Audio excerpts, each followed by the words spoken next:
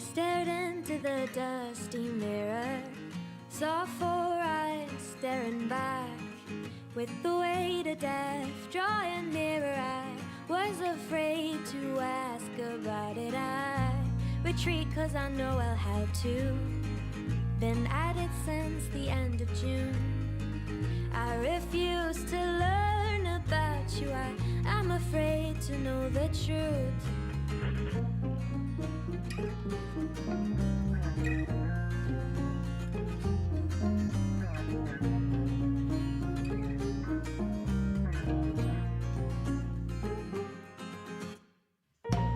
A girl doesn't have to be a flower, bending soft to the weight of intention of the one who can contain his desire. She is more than body, mind, and soul. As a friend to the lesser evils, I've a knack for pretending to be satisfied with the mediocre, but I won't lie about that anymore. Now I wear everything on the very edge of my sleeve. Won't bite the dust, I'll just forget. Even when you throw me my heart and you leave, I'm breathing best as a thief, stealing every second as I need.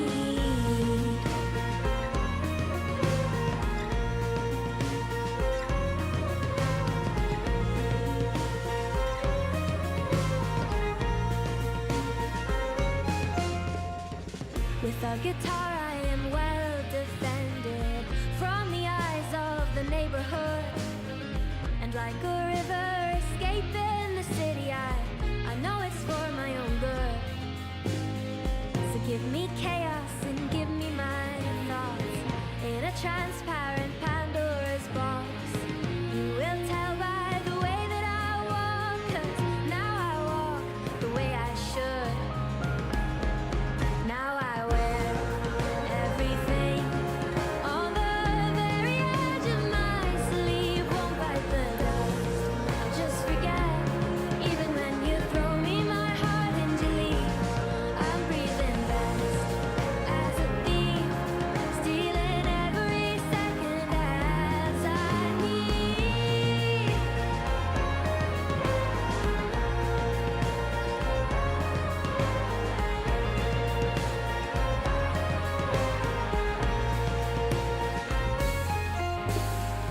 Give me chaos and bring me my thoughts in a transparent Pandora's box. You will tell by the way that I walk, 'cause now I walk the way I should. Now I wear everything on the very edge of my sleeve. Won't bite the dust, I'll just forget. Even when you throw me my heart and you leave, now I wear everything on the very edge of my sleeve. Won't bite the dust, I'll just forget. Even when you throw me my heart and you leave, I'm breathing best as a thief, stealing every second as I need.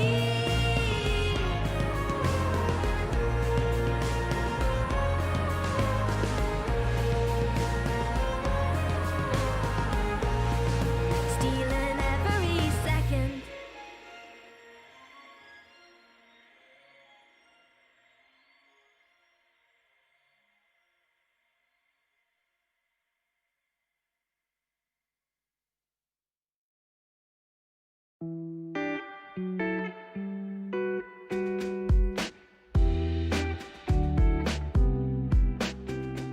I thought we had it, we gathered like addicts. Sowing seeds so organic, shit was deep as Atlantic. Yo, what it takes two to tango. Make her believe that you're sweet like mango, while you got me feeling like I'm Rambo. Now I've just seen how low can a man go. Can I go, man, I go whoop just to come back down. Like I'm a kid swinging in the playground. First time you had me charmed, second time's an alarm. Third time you're bizarre if you think you didn't earn your right to sleep in the car. car, I'm not sorry. These games you play only ever end one way. You keep on lying, I'm crying, trying to convince me you're buying what you're supplying. You're denying, I'm implying, and damn, I can't do this again. I'd rather be alone than anticipate in the end. And if you think I'm thinking back, you better think again. What we had was never meant for movie reels, unless you want a realistic view of how love really feels. I ain't been thinking much about you. I ain't been wondering what you've been up to. But if you ain't been thinking about me too, I could stop lying if you want me to. I could stop lying if you wanted me to. No one really knows where the path bends. Wish I was chilling at home on the West End, just smoking up good with my best friends. But now I'm feeling so alone on the weekend. Now I don't know about you, but I think we emotionally bit off more than we could chew. Could I go back to the start, rip it apart right before I was low-key falling for you? But I've been thinking about you, so don't get it twisted. But since I have you for a minute, why don't you give me a listen? I'm talking cosmic connection, a reflection of perfection. Don't tell me that shit was just misplaced affection, subjecting my heart to rejection, dissecting the past to make it last. But then you went and let the plane crash by ejection of emergency seat, just hope I land on my feet. Cause something in me wanted something in you. Now I'm standing at the fence, but I ain't getting through. Cause that something in you is now cutting me loose. Tell it to me, baby, would you hide the truth? Would you run away, hop on a plane to Spain? Incredulous of happiness, so instead choosing pain. This kind of shit don't happen every day, but just like that, you let it fade away. I ain't been thinking much about you. I ain't been wondering what you've been up to. But if you ain't been thinking about me too, I could stop lying if you want me to. I could stop lying if you wanted me to. It's common sense that your actions have consequences. No offense meant, but you lack confidence. You don't say what you mean and the way what you say. Everything ends at the end of the day, except the way the pain plays with my brain. It's like a game, making me go insane. To put together puzzle that's been rearranged. Used to think of things one way and now they're not the same. My life is right, so bright, love tight. No lonely nights for a future I was willing to fight, but you let go. Lit a cigarette as the sweat rolled. The last breath they said regrets don't mean that I don't know. My mistake took a toll and now we're solo. So go slow before you have a family that won't show. Don't bury what you got left of what could grow. I hope nobody tries to hold what the hurt stole, because it's tainted, it don't make it believe it's painted with stains of where you could go. So don't tell me you don't know what to do. The grass is green and the sky is blue. You give up on me but don't lose you. I can stop lying if you wanted me to, but I ain't been thinking much about I ain't been thinking much about you. I ain't been wondering what you've been up to. But if you ain't been thinking about me too, I could stop lying if you want me to. I could stop lying if you wanted me to. I ain't been thinking much, no, no. I ain't been thinking much, I ain't been thinking much about you. I could stop thinking about you. I ain't been thinking. I could stop lying if you wanted me to. I could stop lying if you wanted me to.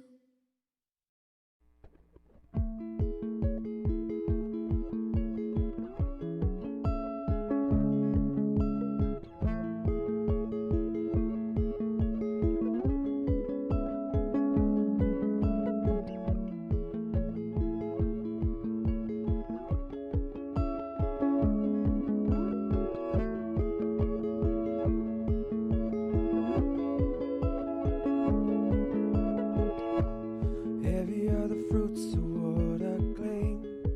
To no surprise, I succumb to laughter. I've come to realize we're all insane. Without a mice, we can panic after. I'll stick to this, no need to ring my wrists. My whole style's brought me back to darkness. Don't feel a kiss, taboo cannabis. But it's fine, they can thank me after.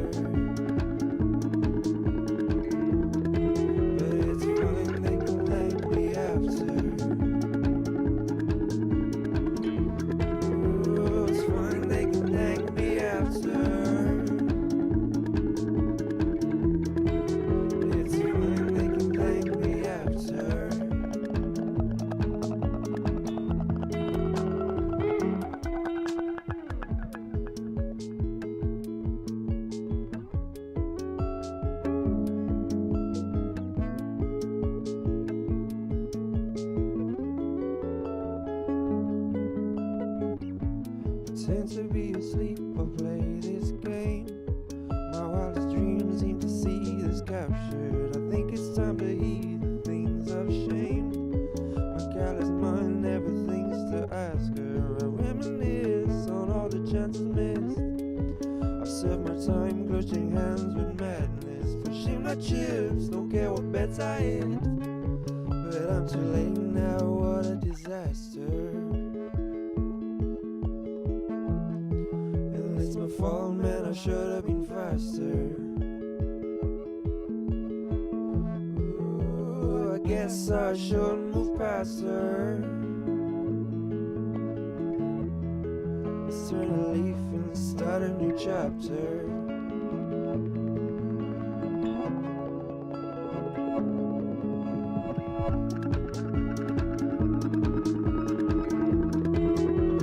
Guess I'll out now. Back on top now.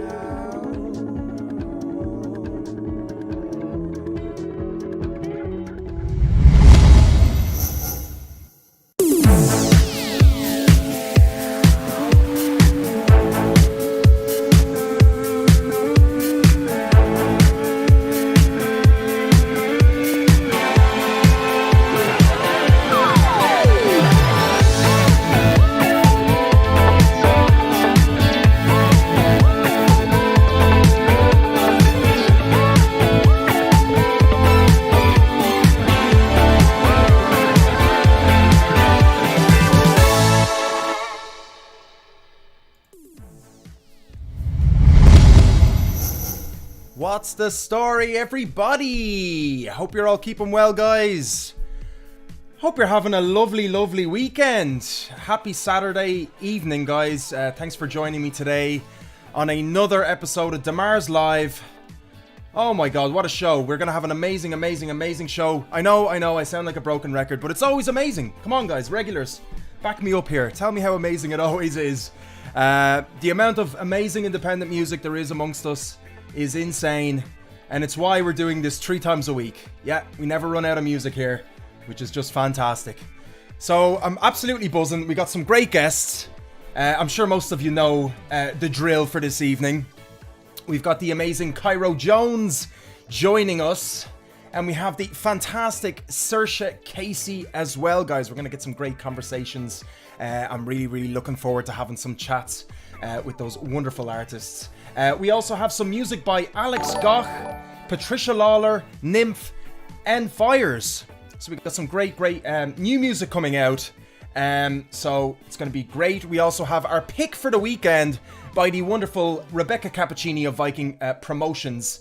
That's going to be featuring the KESSLER Effect, which is a Waterford-based even prog rock band. So I'm really looking forward to hearing her review on them.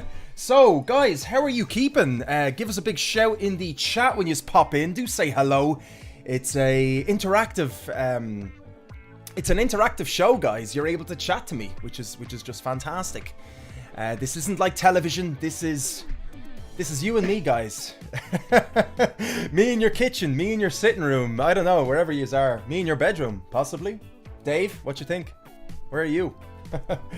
Graham O'Hara, welcome, brother. Good to see you out there. Dave Duggan, on time as always, brother. Great to see you, man. And we got Brew in the house who wants the Kyros. Okay. Well, there you go.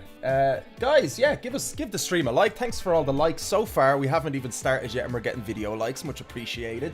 And if you're new to us, do click the subscribe button and slap that bell. Slap that bell, guys. We're back again on Tuesday. We're back again on Thursday. So you might forget. So slap the bell and get reminded. Don't miss out on the independent music here, guys. You know, stay on top of it. All right. Alex doesn't like to talk to me in his bed. Well, take me out of your bedroom, brother. Bring me into the different room, right? You're the one that has me there. All right, guys. I'm super excited, as you can tell. I'm just absolutely buzzing. Really, really happy. Thursday just went so well. We took the week off there.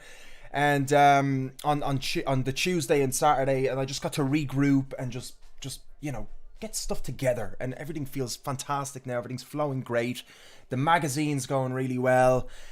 And the team is stronger than ever, so I'm just super excited, guys. This is me feeling great. So I hope you guys are doing well out there, and I hope you are ready for some music. Yeah, so without further ado, I think we'll kick into it. Will we just kick into it? So, oh yeah, before I forget, I want to thank our deMartian Rockstars, our subscribers, our monthly subscribers, Kevin Laurier, Lindsey, Lindsey, I haven't even asked you how to pronounce. Okay, so it's Vincent. Okay, because I saw an N missing before, so I thought it was Italian, like Vicente. So it's good to see you actually spelt it that way now. So Lindsey, thanks so much for the sub. Just want to give you a shout out, and Michael Arbeiter as well for the subs. Much appreciated, guys, for being deMartian Rockstars. You can find out in the description how to become a deMartian Rockstar and get some exclusive content as well. And hello, Tony, as well. Cheers for tuning in, Lindsey and Tony. Good to see you there. Yeah, we also have a Facebook page, a Facebook group page, which is just free to join. You can just tag along and be part of the conversation. We do discussions there now and then, and do a poll where we can decide what topics we can discuss on our Tuesday show with Claire and stuff like that. So Lindsey is not Italian. Fancy. Okay, well, you know. Anyway, I must have misread it somewhere, or there might have been an N missing. So I misspelled your name up there at the top. So I will change that eventually. But maybe these are just stories I create in my head to make, you know, I don't know. Anyway, I'm going to introduce our first little bit of independent music today, guys. And this was sent by Rebecca. Rebecca sent me some great tunes yesterday. A batch of tunes. So it's great when you get a little bit of a bulk of music in. So this is Alex GOUGH. So he released a string of singles this year. He is a 21-year-old drummer, producer, and rapper based from Waterford. So that's Rebecca's hometown. And in 2018, he saw his first proper outing as a solo artist with the experimental The Infomercial Tape EP and a hugely popular Afraid of Money. That's one of his releases. And 2019 saw him take the project to live circuit with a brand new 4-piece band and front and center on drumming and vocal duties. I'd love to see that. Drummers don't get enough attention, I tell you, so this sounds amazing. And it's a 4-piece hip-hop jazz experience, which is just absolutely amazing, unique. Really, really would love to see something like this live. So like I said, he was releasing a couple of singles this year, and they're all compiled into an album called Forever Classic. And the song, it's actually great. It's amazing. I have actually a video that I'm going to play is from that sort of compilation of music. And I've chosen, there was a good few great tunes there. So I went with, which one did I go for? I went with Backseat. So let me just put this up for you guys. And yeah, Alex GOUGH with Backseat. Enjoy.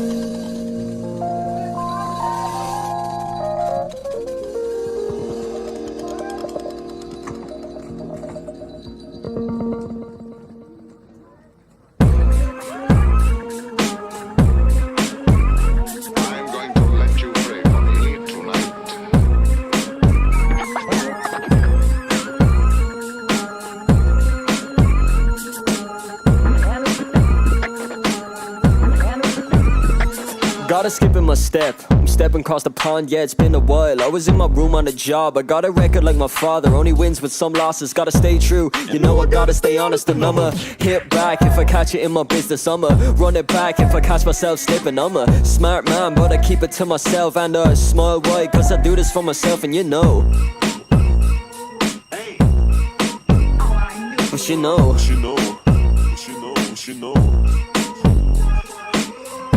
Bounce like the roof of my house. Speakers too loud, I'm busy drowning them out. Try to stay real, only follow what you feel. Keep a level head, cause that's what I'm about. Bounce like the roof in your gaff.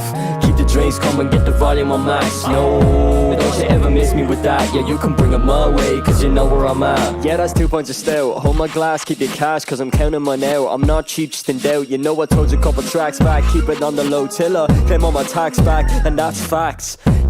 Yeah, you know that.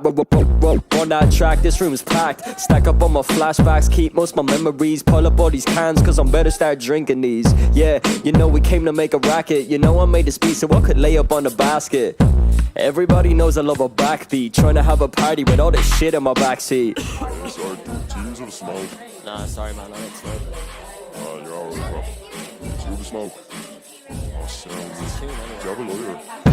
Bounce like the roof of my house. Speakers too loud, I'm busy drowning them out. Try to stay real, only follow what you feel. Keep a level head, cause it's what I'm about, yeah.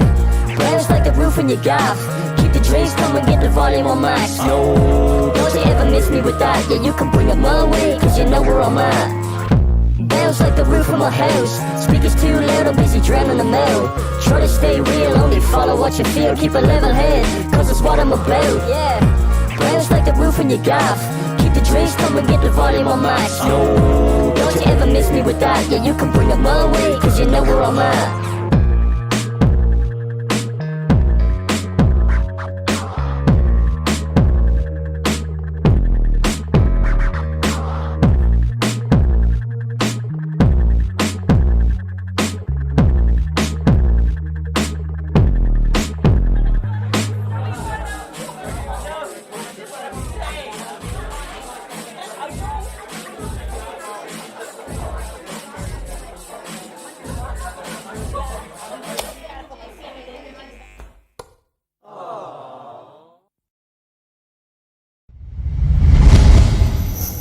Alright, so that was our first bit of music today, guys. Alex GOUGH, and I really recommend you check out his Spotify. He's got some great tracks up there. It's all compiled into a nice compilation album of all these singles that he's been releasing. And yeah, it's great. The team is fantastic as well. And yeah, it's great. I just really enjoyed that. So let me know what you think of the music so far as well, guys. Yeah, don't forget, you can comment in and tell me what you think of the tunes and support the musicians. And, you know, when they watch back the video as well, they'll be able to see your comments and stuff like that. So it's always nice to give them a little bit of support. So yeah, I don't know how it's pronounced. It's GOUGH. So I pronounce it GOUGH, like Van Gogh. Anyway, GOUGH. Yeah. So definitely check him out. 21-year-old drummer, producer, rapper, and that was one of his great tunes. Really recommend it. Checking him out. So our next artist, and this is another one, Rebecca, you're on the ball this week, telling you, sending me such great stuff, is our next artist called PATRICIA LALOR, who is a 14-year-old singer-songwriter, which is absolutely crazy when you hear her music. She's based in Gorey, Wexford, and does a lot of awesome covers on YouTube and Spotify. So she has a mix of originals and covers, primarily covers on YouTube. And she has been releasing a lot of music this year. So I actually, to be honest, I can't differentiate within some of the covers, which ones are covers and some original. I'm a little bit out of touch with some parts of music, so I'll be honest. I'm not gonna sit here and pretend that I know every flipping tune. But maybe you guys can let me know as well if to identify which is which. But we're gonna play a tune by her called "Should I Let You Know." So I hope you guys enjoy. So find some way to keep me. Never mind, stay out the light. I'm not nice to anyone. Find me, 'cause I'm lost right now. I'm trying. I only hear someone else. Should I let you know? Should I let you know? Is it too late to tell you? Should I let you know?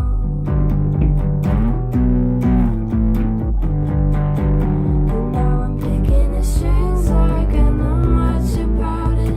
How do I get this loop that has started? Every time I text you, you seem to be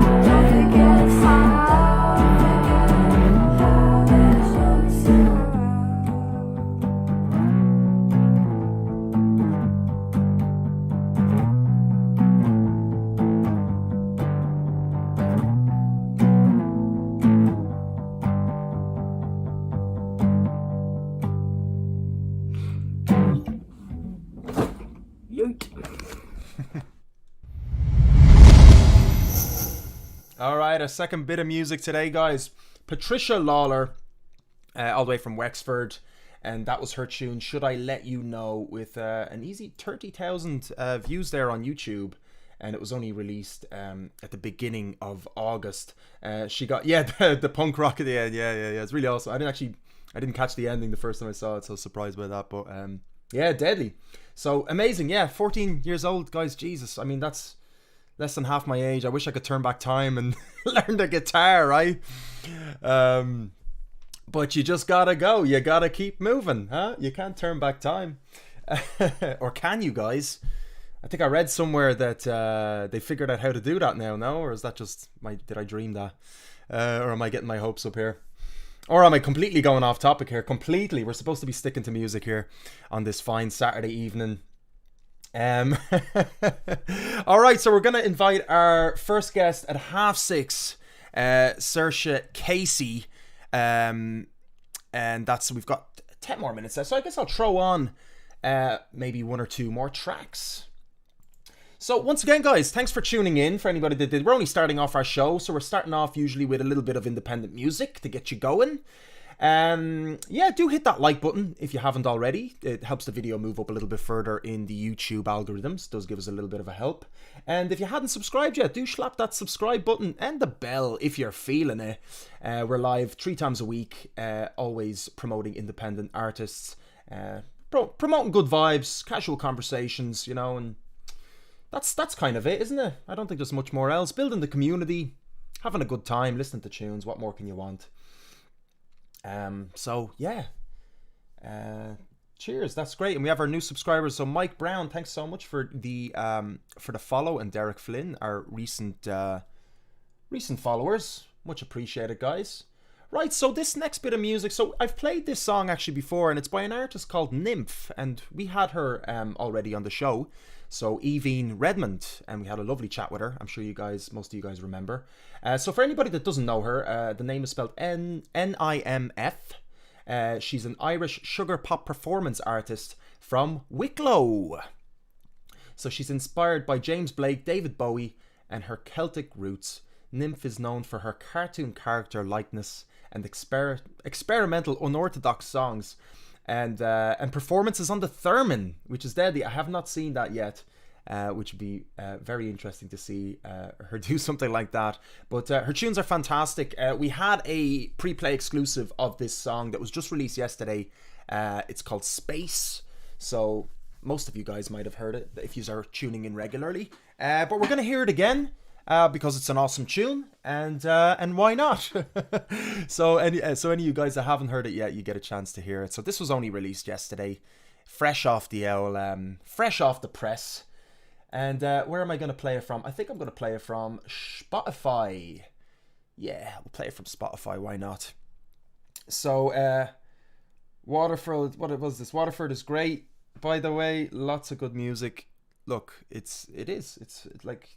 You know what? I'd love to be able to, you know, amalgamate all the counties, all the musics of the counties. You know, it'd probably be a hard job to do, but I'm sure you could find every single county has some amazing music to offer. Maybe that's a venture, hint, hint, for some of us, to maybe do. I'm stalling, by the way, guys. I'm just trying to get this up here. So, yeah, we're going to slap up Space by NIMF. Lovely jubbly bubbly. Alright. Here we go.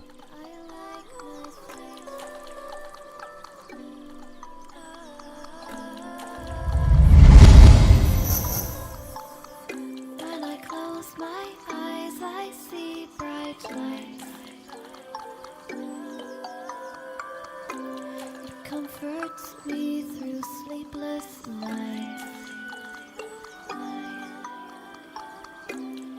I can't imagine being so far away, feeling at home. I'm okay in being alone. I like my space with so many stars and glittery ways. I like my space, my solar system, I like my space. So many places to go. I like my space. My solar system. I like my space.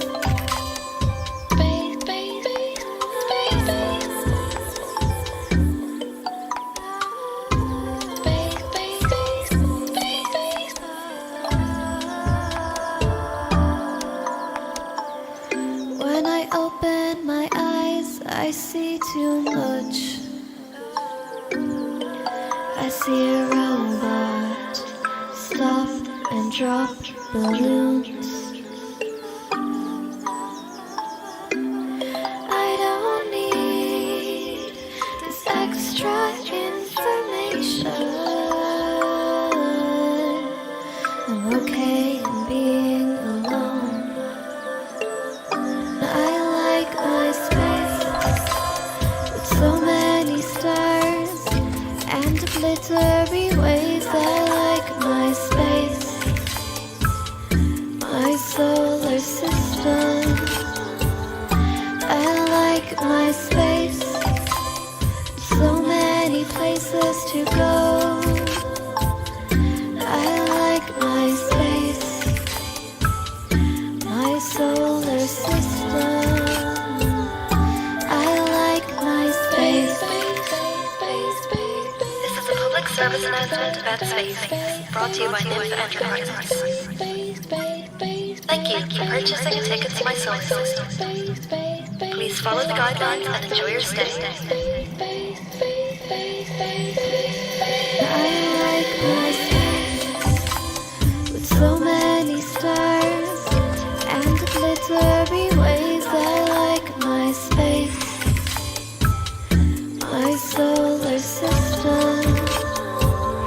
I like my space, so many places to go. I like my space, my solar system.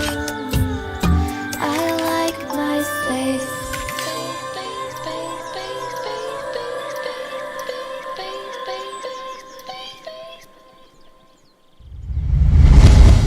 Alright, so that was NIMF. Who likes their space, guys? Tell me. Do you like your space? And how do you like your space? Because everybody has different types of spaces that they enjoy, I suppose. Different types of, I don't know what I'm talking about. That was Space, which was released yesterday, along with, like, so many tracks were released yesterday, guys, by the way. It's just amazing to see the continual release of amazing music. So it's just fantastic. There is hope. There is hope for music out there, guys, especially local independent music. The best kind of music. I have to say it's the best kind of music. It's the music that's not corrupted. In my opinion, anyway. I'm sure there's some good, great mainstream as well, but there's definitely a different vibe, a different energy to independent music, guys. It's wonderful. So I think I'll play one more tune. And it's by a project that you guys know as well quite well. They're called Fires.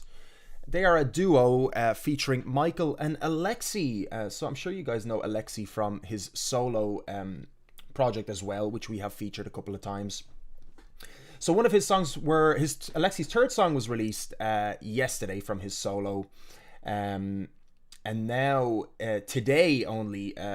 I think it was is it the third song by Fires? I might be mistaken on this one. Yeah, but it's the third song, and it's part of an EP called Close Eyes, Deep Breath, Run, and the song is called All For This. So he's been quite busy. I mean, he released a solo track yesterday, and then he releases his duo project track today. So fair play to him for just continually releasing tracks as well. Jesus, guys, it takes a lot out of you, I'm telling you, to release music. It's a lot of work. So All For This, and Rebecca did a nice feature on it as well, by the way. Rebecca, just want to give you a shout out there while you're in the chat. She did it in on the deMars magazine, you can check out. So yeah, it's great. Yeah, I'd love to visit Waterford, by the way. Absolutely. I mean, How about we all just head down together, the whole gang, and maybe we can just do a gig, a live stream gig, all of us. Hook up and just make it an amazing thing. Yeah, why not? Okay, so last bit of music before our first guest, guys. All for This by Fires.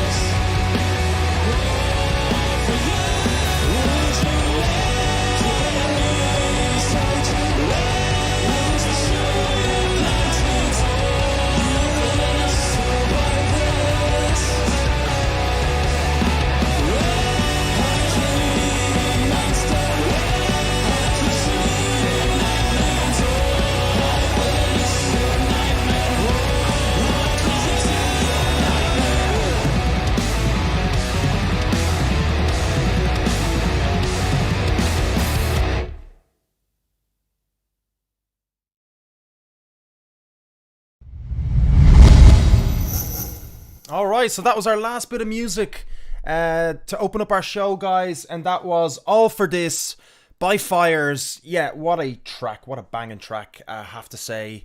Yeah, really great band, like, really good lads. So that's Alexi and Michael, their duo. And yeah, what an intro, Lindsey. I know that's your kind of vibe as well. But yeah, what a cracking band. So yeah, great bit of music. What do you think of that opening bit of music, guys? I think it was fantastic. That's all new tunes. That's all new tunage that just came out recently, by the way. So if there's any artists that you don't know the name of or whatever, well, you can always just go back in the video, but you can always ask me as well if you need any links and stuff like that. But yeah, absolutely delighted. So guys, we've got a great show ahead of us. We've got the awesome Saoirse Casey joining us very, very shortly in a couple of minutes or a couple of seconds. Then we got the amazing Kyro Jones, guys. Yes. And then we have, in between that, we have our pick for the weekend with KESSLER Effect. Rebecca Cappuccini is going to take us on her journey with that as well. So yeah, we got a great show. Alexi in the thanks for playing us, man. Listen, absolute pleasure, brother. Absolute pleasure playing you. And yeah, listen, tell your friends, man. I'll play everybody's music. We'll play as much music as we can. Like 3 shows a week, guys. There's loads and loads of music to be played. So listen, just send people my way, and I'd happily play them here on this lovely community that's here, guys. So yeah, with that said, one last time, I'm going to try and not do this too often. I know I'm broken record here at this stage, but give the video now a like if you're enjoying it so far, guys. Much appreciate the support. The video does go a little bit further in the algorithms if you give it a like and stuff like that. So everybody sort of wins in the end. The musicians get more exposure as well by default. And yeah, if you hadn't already, give us an L sub, guys. By the way, we have hit 200 subs. We started out with zero subs in April.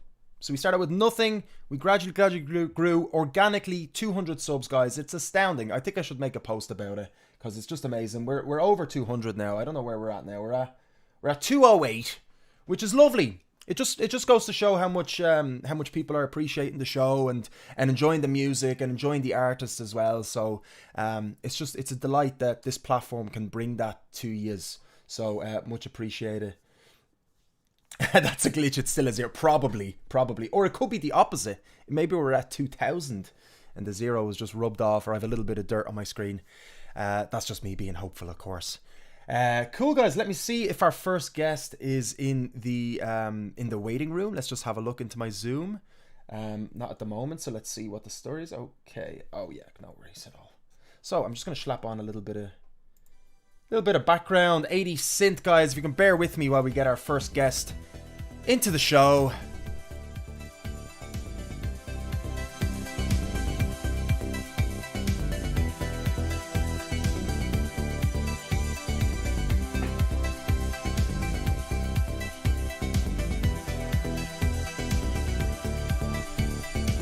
Just troubleshooting here a little bit.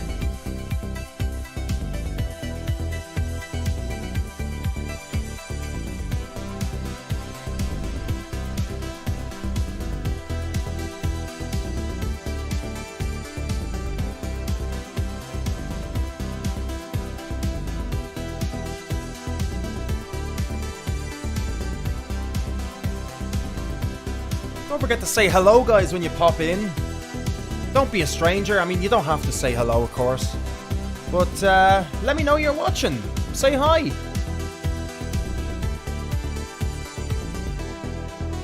There's a wide, wide heaven beyond everything we knew.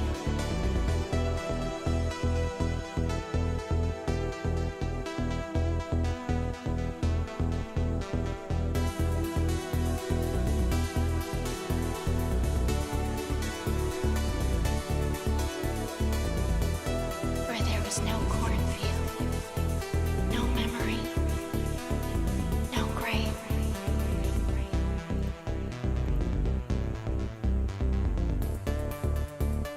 Come with me.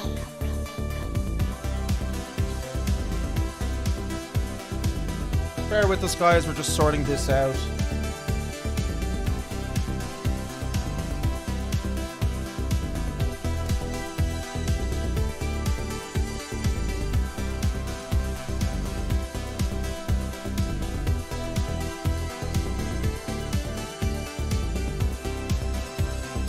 Troubleshooting. No grave. Bear with us a second, guys. I'm just gonna try to get Saoirse into the Zoom.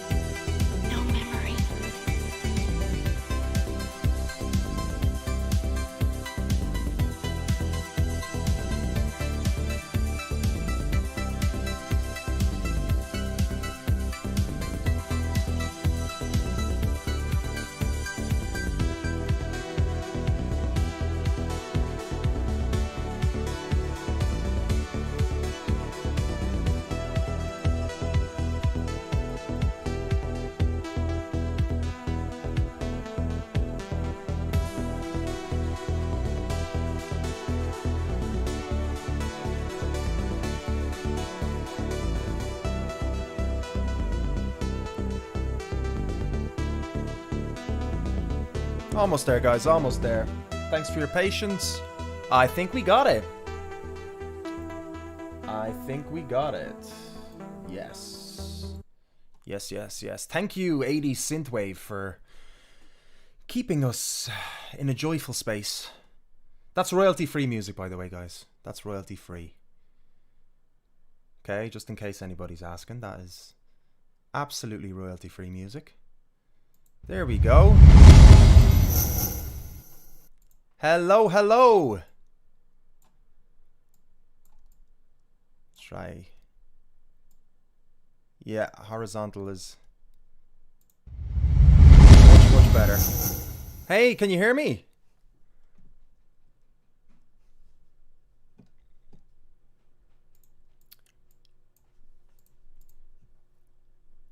Almost there, guys.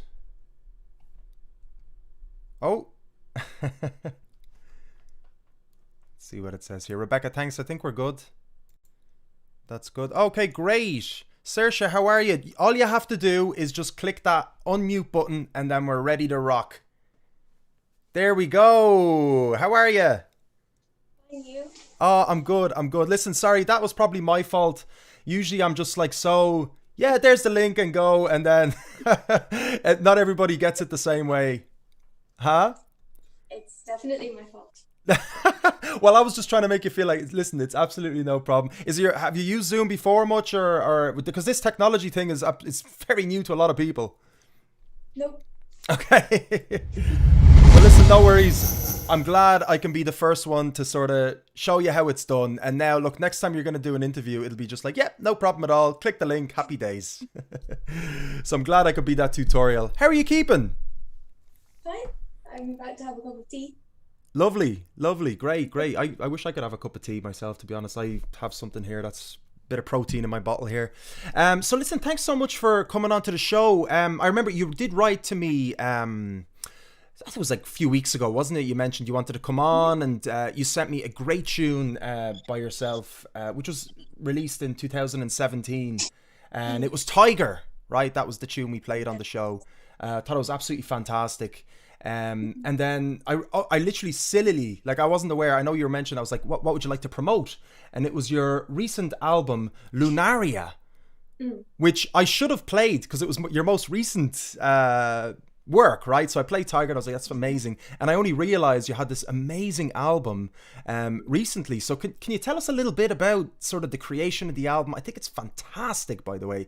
Tell us a little bit about it. I know you mentioned already a little bit in your bio, but let the listeners know what the story is with that. Okay, it's a collection of songs that I started writing when I was 17 and then stopped when I was like 21, I think. Mm-hmm. Thank you. And was it difficult? Yeah, here, cheers. Was it difficult to because you've 13 songs, right? Was it difficult to like isolate them or to like select 13? How did the selection process work for you? I think mostly they were the songs that I've been playing live. Mm-hmm. Actually, yeah, all of them. And then anything I didn't really play live kind of just got forgotten about. Really? So like was live kind of like you felt a more connection with the music when you played it live? Was it kind of more close to your heart in that kind of way, do you mean? Or yeah, probably. because I guess like when you're writing, like when you're releasing a song and there's people listening to it, right? People are connecting with it. Is that something, would you test music on people to see if you feel that connection with them, or is that just, am I just talking absolute? Yeah, well, not consciously, but I guess you get more confident with the songs that people show an interest in, I think.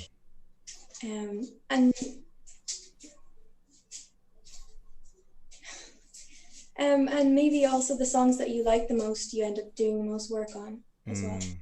I get you, yeah. I mean, you had a pretty amazing start. I mean, your first gig being in the INEC, Declan O'Rourke, right? So that's your first gig. Like how was that? I was just there for fun, and there was another support, and they couldn't make it. So he was like, okay, we're on in 20 minutes and you're here and you play songs. So wow. Fair play to you. And so, sorry, what age were you then at that stage? I think 18. Wow, jeez, I don't think I'd be able to do that myself, to be honest. Like I only started hopping on stage doing like a bit of presenting when I was about, well, I used to have the weakness of like speaking in front of people, and like I'm a drummer, so yeah, I'm used to being in the back. So that's my safe space. But then I started progressing more towards the front of the stage. Now I can't sing at all, but the INEC, we've done a gig there, and it's pretty big, right? It's a big stage. Yeah. How many people were watching you, do you think? I don't know. I think it was pretty full. But I was so nervous that I don't think I even noticed anything around me. How many songs did you play? I think 6 or 7. Wow. Jesus, fair play to you. And then so What's you... Sorry? What's your band? Well, I play primarily... Okay, so I started off in like a funk band. We were called Jackrabbit Slims after the bar in Pulp Fiction. So we were kind of funky bluesy stuff, and I started getting into covers. So David Bowie, we have a David Bowie tribute, and we're also doing like Rockstar karaoke, which is a live band karaoke thing, which we did in the INEC last year actually. So it was great. It was part of like a Forever Young festival, which was like an 80s festival with like loads of amazing artists. Nick Kershaw was there, and yeah, it was amazing. It was in December, and we were meant to do it this year, but obviously this whole COVID thing happened, which is, you know, extremely unfortunate for everybody, of course. But you released your album just in time, right? So you released it in 2019, just the end of the year, and then how was that for you? Fine. I didn't really. I don't know if I technically released it. Oh, so it was just. So yeah, it is out there, but. Yeah, and because it's the only thing you have right now on Spotify, right? So this is all the full collection there. For me, I really like Rivers was absolutely beautiful. Really resonated with that instrumental, right? So who was doing like were you playing instruments? Were you playing piano and stuff, or who was doing piano? On the album? Mm-hmm. Yeah, I played piano, guitar, electric. I played bass on one, I think. Mm-hmm. Then I had a really, really great violinist called Yuri Atwa. Mm-hmm. A beautiful cellist, Michelle Mason, and flutes from Jonathan O'Halloran. Mm-hmm. And, yeah. Beautiful. Oh, and my friend sang on it as well, Emily Kavanagh from America. Awesome. It's great. I heard like a bit of synth as well, kind of a synthy vibe in Rivers, right? Which is it's very sea shanty kind of vibe. Maybe not. I don't know. I'm not very good at describing. Yeah. Yeah. Sorry, I probably shouldn't say that. But I ruined the song for you now. that too. No, it's fantastic. So tell us, like, you obviously must have been surrounded by music your whole life, right? Yeah. So how is that, like, what's your earliest memory of music? You know, what's kind of, do you have anything sort of as a very young child? Were you kind of exposed to music in a sort of way, or is there anything off the top of your head? That's a weird question, probably, so you can just pass it. I remember my mum playing the drums and neighbors calling in, very annoyed. Oh, no way. So shut up. Yeah, and then going to my dad's gigs and stuff. I think he was touring Canada one year, so that was fun. We flew to Canada to go to one of the shows. It was good. Yeah, amazing. Yeah, I totally get the whole drumming and the neighbors going crazy. Like, that's happened to me many times. I feel horrible, to be honest, about it, because we were living in a semi-detached, so there was neighbors attached right to the house. But yeah, the pain of a drummer. Huh? What do you say when that happens? Well, do you know what? It was a horrible situation, because it was, in fairness, it was at about midnight. You know, it was a little bit too late. Then one should be playing drums in the house, you know.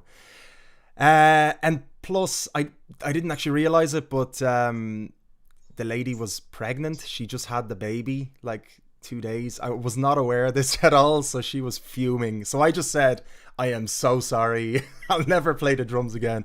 I never played the drums again there anyway. I just stopped doing it at home. Yeah, no, it's horrible. And then obviously rehearsal studios, you know, I had to do it there.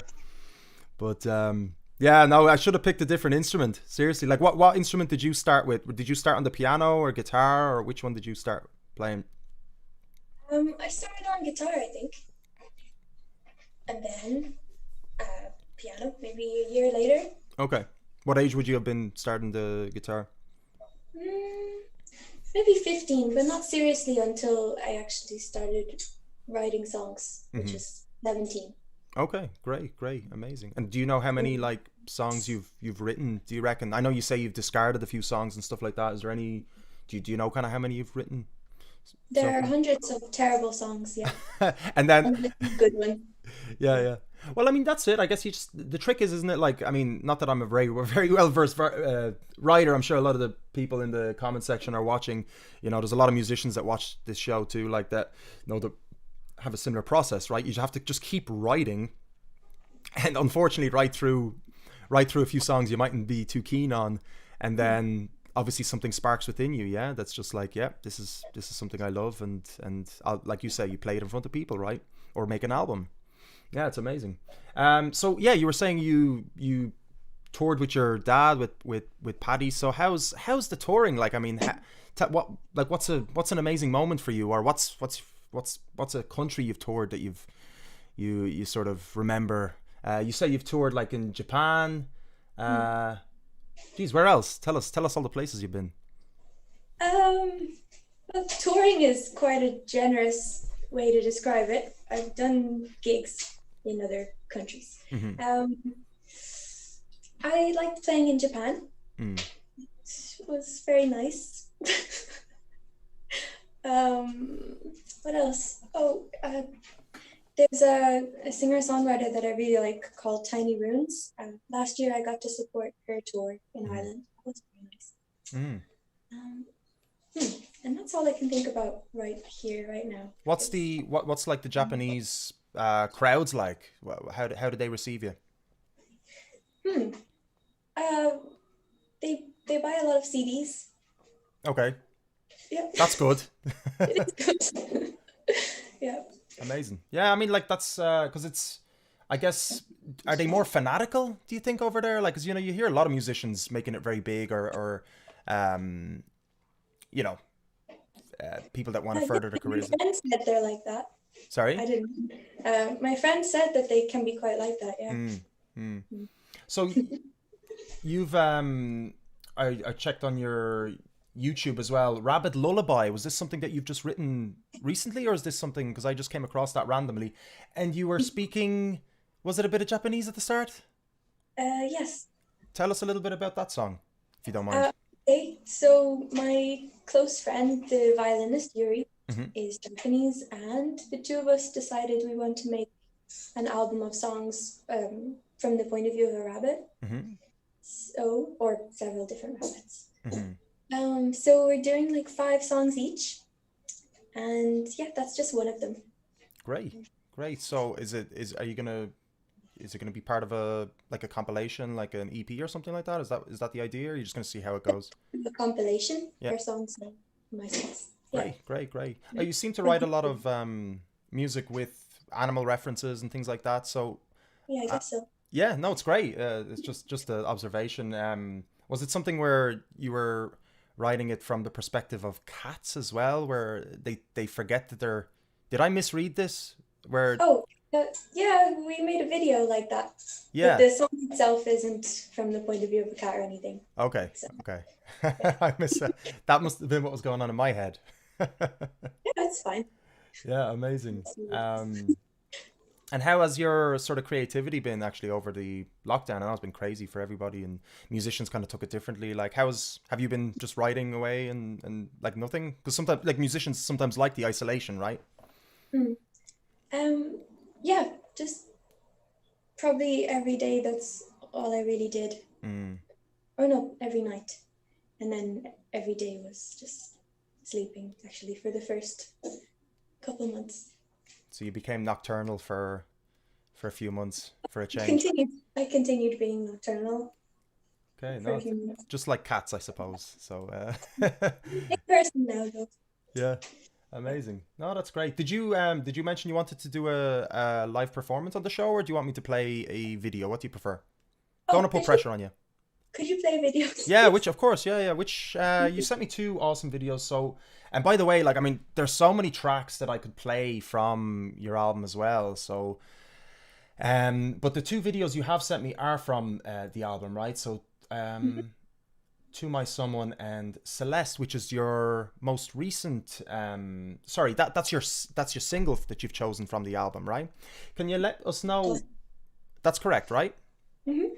Yep. I hate when sometimes I get things wrong, so I have to sometimes check.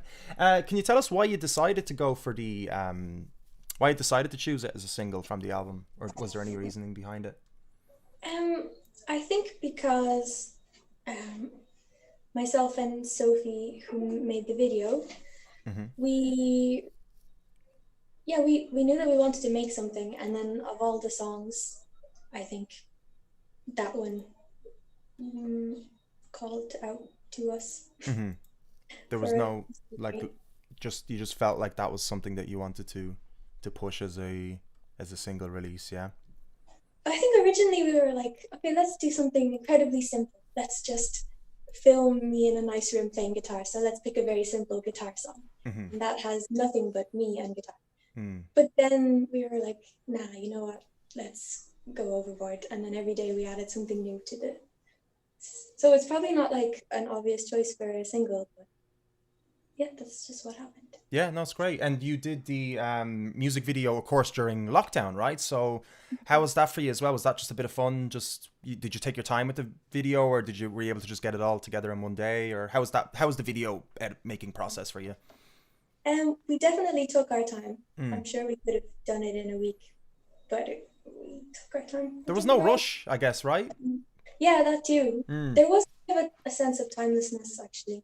Absolutely. The first half of the year. Did you find that? Yeah, 100%. Yeah, no, it was weird to sort of identify where we were in the week, /year, /existentially, I suppose, where we were in the timeline. So, yeah, it was a little bit tricky. So, but I totally get it. Yeah, it's what can we do? What did you get up to? Did you start this during lockdown? Or? Yeah, I did. I started it in April, I guess. Yeah, so it was something I wanted to do for a long time, Saoirse. You know, I really wanted to get into it, but I never really had the confidence, you know, to sort of talk in front of a camera, and that was a new experience for me, you know. But the more and more I sort of spoke to people, the more I kind of realized how just amazing it is just to connect, you know, even if it is through a 2D screen. And the irony of it all, you know, for a pandemic to happen and for me to learn the lesson of the importance of connectivity between people, and how much I've networked with people as well through this, perhaps escalated more so. Do you know what I mean? Because when you're out and about, and I'm sure you know yourself, like doing gigs and stuff, you only really, I don't know, maybe it was just myself, but like you only really get so much time with somebody, because someone has always a rush to go somewhere else, or somebody else will grab your attention, and it's hard to sort of dedicate like a full 30 minutes to somebody's space. Whereas here you're kind of forced to, hey, there's your 30-minute slot, let's just chat, so we if we chatted in a bar or something, we mightn't have that chance to chat. You know what I mean? It's like, oh, I got to go on stage, like, because if I was running a gig or something, let's say, so yeah, it's ironic, isn't it? You miss gigging? Yeah, of course, yeah, Jesus, yeah. We did some live streaming gigs over the lockdown.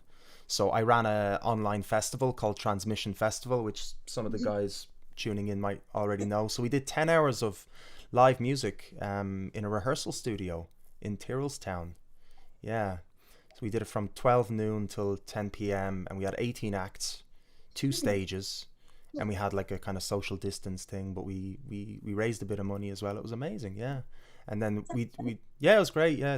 Have you done any gigs or anything like that, or over the lockdown, any live streaming or anything like that?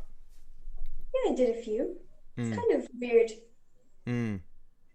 Yeah, when you don't hear the claps afterwards, it's like okay, moving onwards. This song is, yeah, no, it is strange, isn't it? Yeah. I wonder, like, I hope it's everything goes back to normal, and we don't have to. Is someone's there with you? Is it? Tell them I say hi anyway. I see it. Cool. So I guess we'll play your song Celeste. This is your music video, so enjoy, guys. We'll be back very shortly.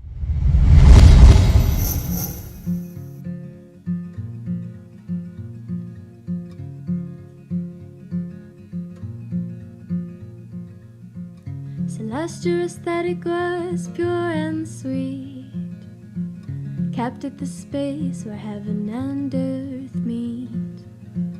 You gave me rose petals in a tall glass of water, notes on paper, muted laughter, shy daughter. I think every day things are a little less real, with mistakes written in tidy lines for those who stay concealed. I am less of me and a rescuee. I don't know how you sleep. I wanna wake up to cat gangs again, find my old friend and tie knots and loose ends. I am less of me and less pretty. I don't know how you sleep.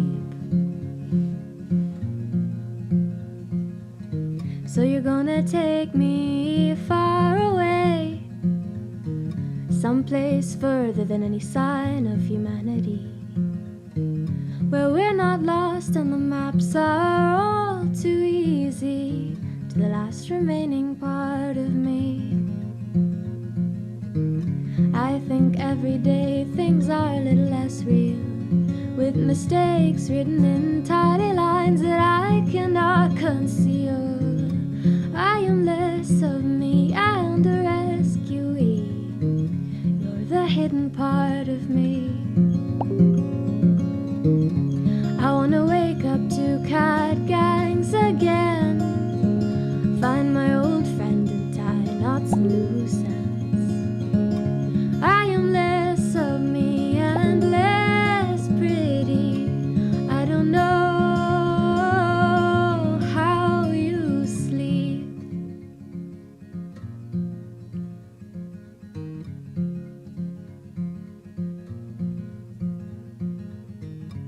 Emerald swallowtails fall down from the clouds in a rain of pure green, traveling south. To my amazement, my hands cover my mouth for what I have found. Be careful not to touch them. I've heard your hands can burn their delicate papery wings. They turn to lost things. One landed on my skin, revealed by my broken stockings, ceased fluttering, and I feel rotten. And I wanna wake up to cat gangs again, find my old friend and tie lots of loose ends. I am less of me and less pretty. I don't know how you sleep.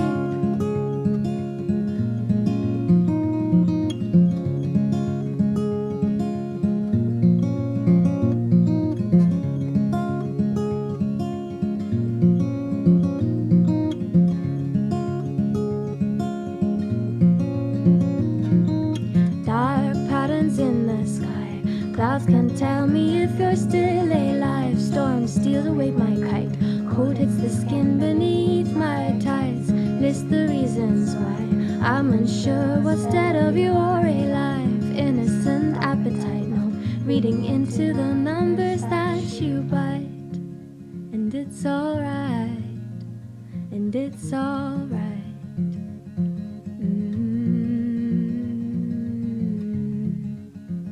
And I'm untied.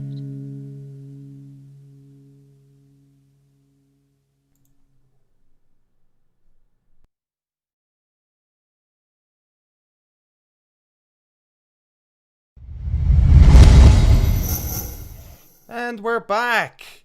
And that was absolutely fantastic. I'm here with Saoirse Casey. Guys, give her a bit of love in the comment section there, guys. Give her a round of applause for popping onto the show. And yeah, that was her tune, Celeste. And that was from her album, most recently released, well, your debut album, right? Lunaria. Am I pronouncing everything okay? Yeah. Okay, good. 13-song album, absolutely amazing. You mentioned it as being sort of like water themed and things like that. Is that Yes, so yeah? seems to end up that way. Yeah. For within your writing, do you go towards kind of the watery-esque theme sort of things? Yeah, probably. Anything that's fire themed, you just throw out. Are they the songs that you don't use? If it's another element, get rid of it.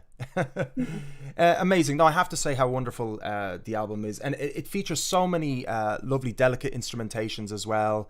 You've got also xylophone, I believe, in it as well. Was it xylophone, if that's not correct? And kind of lullaby sort of vibe to it. Strings. You mentioned some musicians that were on the album as well. So guys at home, I recommend you check it out. I'm going to post the link to the Spotify, and you also have a website, right? So people can check out the stuff there. Do you have any merch? Anything people can buy? Any kind of t-shirts or CDs? Or are you interested in getting into that kind of line of work? There are CDs. Yep. Brilliant. I may do drawings at some point. Amazing, fantastic. Have you done any drawings for any of the artwork for the stuff you've released? Oh yeah, actually, I did a handmade EP like a few years ago, and painted like a deer with a unicorn's horn. Amazing. Yeah, it sounds wonderful. That's great. That's absolutely great. Is there anything? Well, first of all, listen, it's Saoirse, it's been wonderful to chat to you this evening. Thanks so much for You too. taking the time. Yeah, no, it was an absolute pleasure. Is there anything you want to close off with? I guess anything you want to mention? Any gigs coming up? No, No gigs. Okay, so let's try and sort some gigs, guys. Come on, let's do it. Let's work together and get some gigs. What would you do, a live stream gig?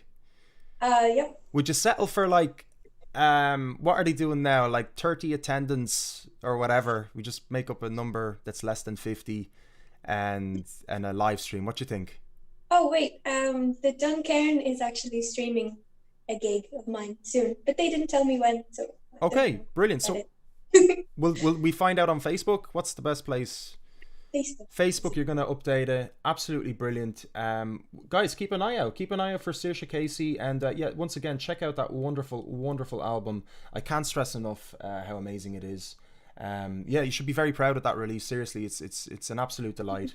Fair play to you. Listen, once again, absolute pleasure. And let's stay in touch. We'll see you very soon. Have a wonderful weekend. Cheers. Cheers. Here we go. Bye-bye. All right, guys. That was our first guest today. Let me just get out of the studio. Bam. Here I am. That was the wonderful Saoirse Casey, guys. An absolute delight chatting with her there. And once again, like, absolutely amazing, amazing musician. We only saw one video from her there, but I'm going to post in the Spotify playlist. What am I talking about? Her album, which is on Spotify. It's called Lunaria. And there's so much depth to it, guys. Look, I'm not intelligent enough to understand the depth of her creation. So maybe you guys will be able to really delve into it. But it's just absolutely fantastic, I have to say. So yeah, give her some love. The amazing Saoirse Casey, guys. What a wonderful start to our show. Sorry, I'm just what a wonderful. Oops, there's my voice. Let me just post that into the... Shut up, Kozak! Stop talking over me.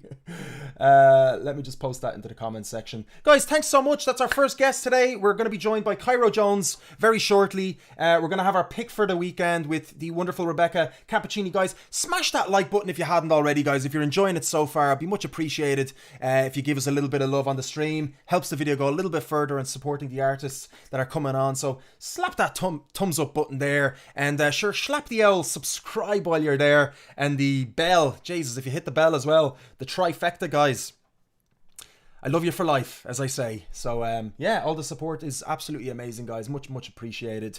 It really, just everybody, this community is just fabulous, absolutely fabulous. So I'm loving to see it grow. And we've got 21 watching today. Absolutely amazing. That's more than now. Thursday was our peak, and today we've hit our peak as well. So to everybody watching at home, thank you so much for tuning in and just enjoying it. So that's the Spotify link, and I hope that's correct now. Yeah, to Saoirse Casey's album, which I really recommend each and every one of you to, if you don't get a chance to listen to it tonight, to save that, follow that album, and get around to listening to it. It is absolutely wonderful. Okay, it's absolutely wonderful, and be great to give her some support. So yes, Brendan, click all the things. Bren's clicked all the things. This is why he's here.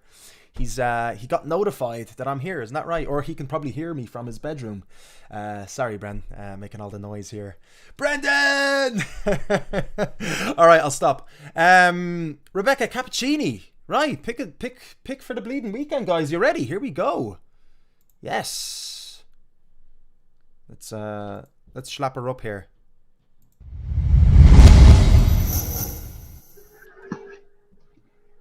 Hello, how are we? Great. How are you? Very well, thank you. Yeah, so that was really enjoyable. I'd never heard Saoirse Casey before, so that was great to actually hear her. I'm following her on all the platforms now, so well done on pushing a new artist on me. I adore when you do that. I adore when it happens. I'm obviously here for the pick of the weekend. Things to be grateful for this week. I had a nap today. I don't know, you guys watching, I don't know how often you get naps, but as a single mom, I don't get naps very often. So today I was like, okay, 3 meetings down. I'm going to go snooze. And I did. Bit of lavender in the background. It was beautiful. But again, here for the pick of the weekend. I don't even know why I go off on these tangents. I just do. It's just the thing. Real life Becca is just this way all of the time. So I heard so many great tracks came out this week, incredible music, sent on all my favorites to Kozak, and we both agreed that this KESSLER Effect track is phenomenal and needs to be talked about. So they released an EP called Collisions. KESSLER Effect have been together since 2013, and they have toured the length and breadth of Ireland. It's actually how I met the guys. Nigel actually came down to Waterford to play for one of my gigs in Murphy's back in 2013, and we became really good friends. And he is part of the Donegal. Massive big surprise. She's putting Waterford on you, she's pushing Donegal on you, she's pushing everyone on you. But yeah, it's back to connecting Ireland as a whole. Like eventually having a network where we can all kind of know what's going on in the country would be exactly what is needed for independent artists to actually succeed. You know what I mean? So we're just having the buzz right now and getting everyone seen as best as we can, which is kind of the point of all these different things that we do with the music and everything that's going on. So KESSLER Effect, they are incredible.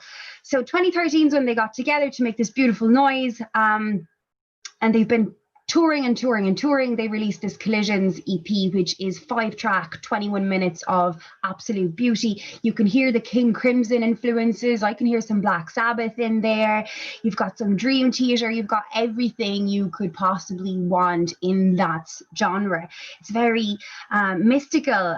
You get really submerged in the prog rock element that's here, and I really like that. The guys, you know, it's a 4-piece as well, so I like when smaller bands are able to make that kind of inventive noise, because like you can see it from a 9-piece quite easily, because that's 9 different elements doing it. When it's 4 people that do it, I really enjoy that, and I delve deep into this song and I really enjoy it. So the music video is what we're actually going to show you today, because I think that's really impressive. The guys took off to the woodlands near their home in Donegal, Letterkenny as it were, and they brought his kid along. So Nigel's son is in the video doing his video music debut, and I love when families use families, you know what I mean? Having your little boy in a video, that's something that's going to carry for him forever. Like that time I was in Daddy's music video, like that's the type of stuff you can look back on when you're 21 with your girlfriend at the kitchen table and your mom's like, do you remember that time you're in your dad's music video? And everyone's there showing the music video and you're like totally embarrassed, but it's cool because your girlfriend's just like, oh my God, you were a big deal back then. And then, you know, your dad's just basically been helping you get girls all along, which is what you want from a rock star dad like Nigel. So here we are about to play some incredible KESSLER Effect. I hope you guys have a wonderful weekend.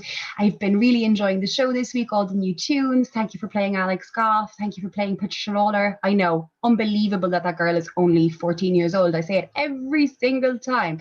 I feel like I've 21 years on her and I've done a lot less, but look, time to catch up.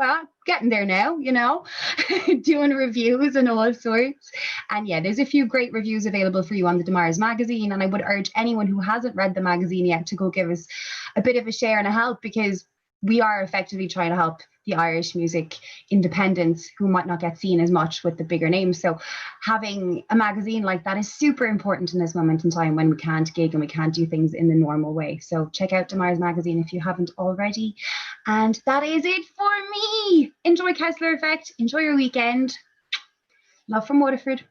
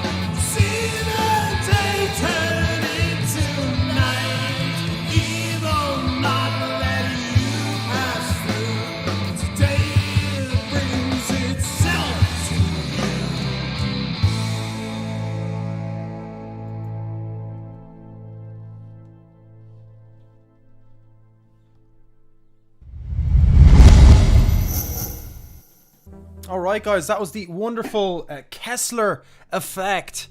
And that was Rebecca Cappuccini of Viking Promotions. Who did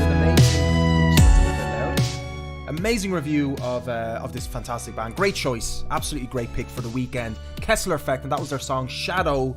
Yeah, it is absolutely amazing seeing that wonderful Irish landscape. Especially when you're locked in the gaff. So yeah, fair play to them. That song came out, or that video was on the 25th of September, so it was quite recently released. It was only last week, so fair play to the lads for a wonderful release. Definitely ask you to check out KESSLER effect, KESSLE. Or guys, we're about to have our second and last guest of the show. Once again, thanks so much for staying tuned in, guys. Paul Downey, what's the story? Thank you for the congrats of the magazine, brother. Much appreciated. Glad you like it. Yeah, cheers for tuning in. All right, so Kyro Jones, ladies and gentlemen, are we ready? Let's do it. Let's hope we have the Zoom all in check.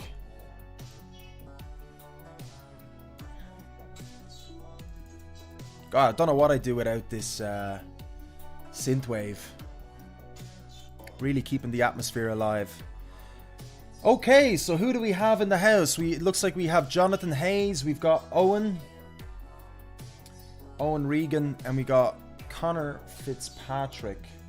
Is that correct? It could be Connor Dean. Or am I seeing the names are different on the Zoom? So let's just go for broke. Let's let them all in. Let's let all the boys in. Let's see what happens. Imagine my computer just blew up or something. Alright. Hello, sir. Gentlemen, what's the story? How's it going? How are you? I'm doing great. I'm going to try and fit yous all on the couch, right? Because I'm sure you've seen before, there's only one couch. And how many of us are there going to... I'm going to turn... Do you know what I'm going to do? I'm going to turn off... Is it just the three of yous? We have... Should be, yeah. For now, yeah. For now, okay, so we might have a fourth. We can share the spotlight, we don't mind. Brilliant. Look, I'm going to make it look presentable. So let me get out of the picture first of all. So let's see. Hide self view. Let's see, does that work? That does work for me. You guys can probably still see me, actually. I should have prepared this in advance, but I didn't have 4 people to get in the Zoom call with me. Isn't that sad? This looks so ridiculous, guys. Oh Jesus! I should have totally. So I should have totally prepped this. We got the 2 lads sitting on top of Owen here, which is extremely ridiculous.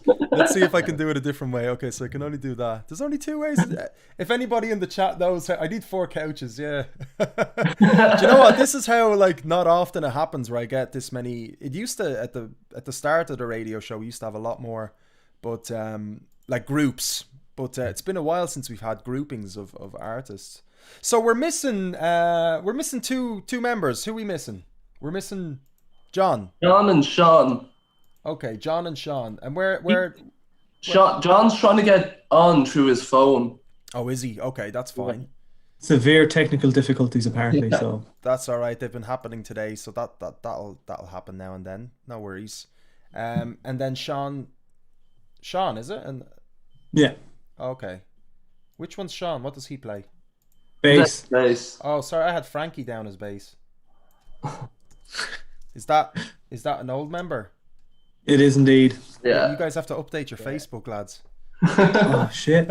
Who's in charge of that, huh? Whose job is the Facebook?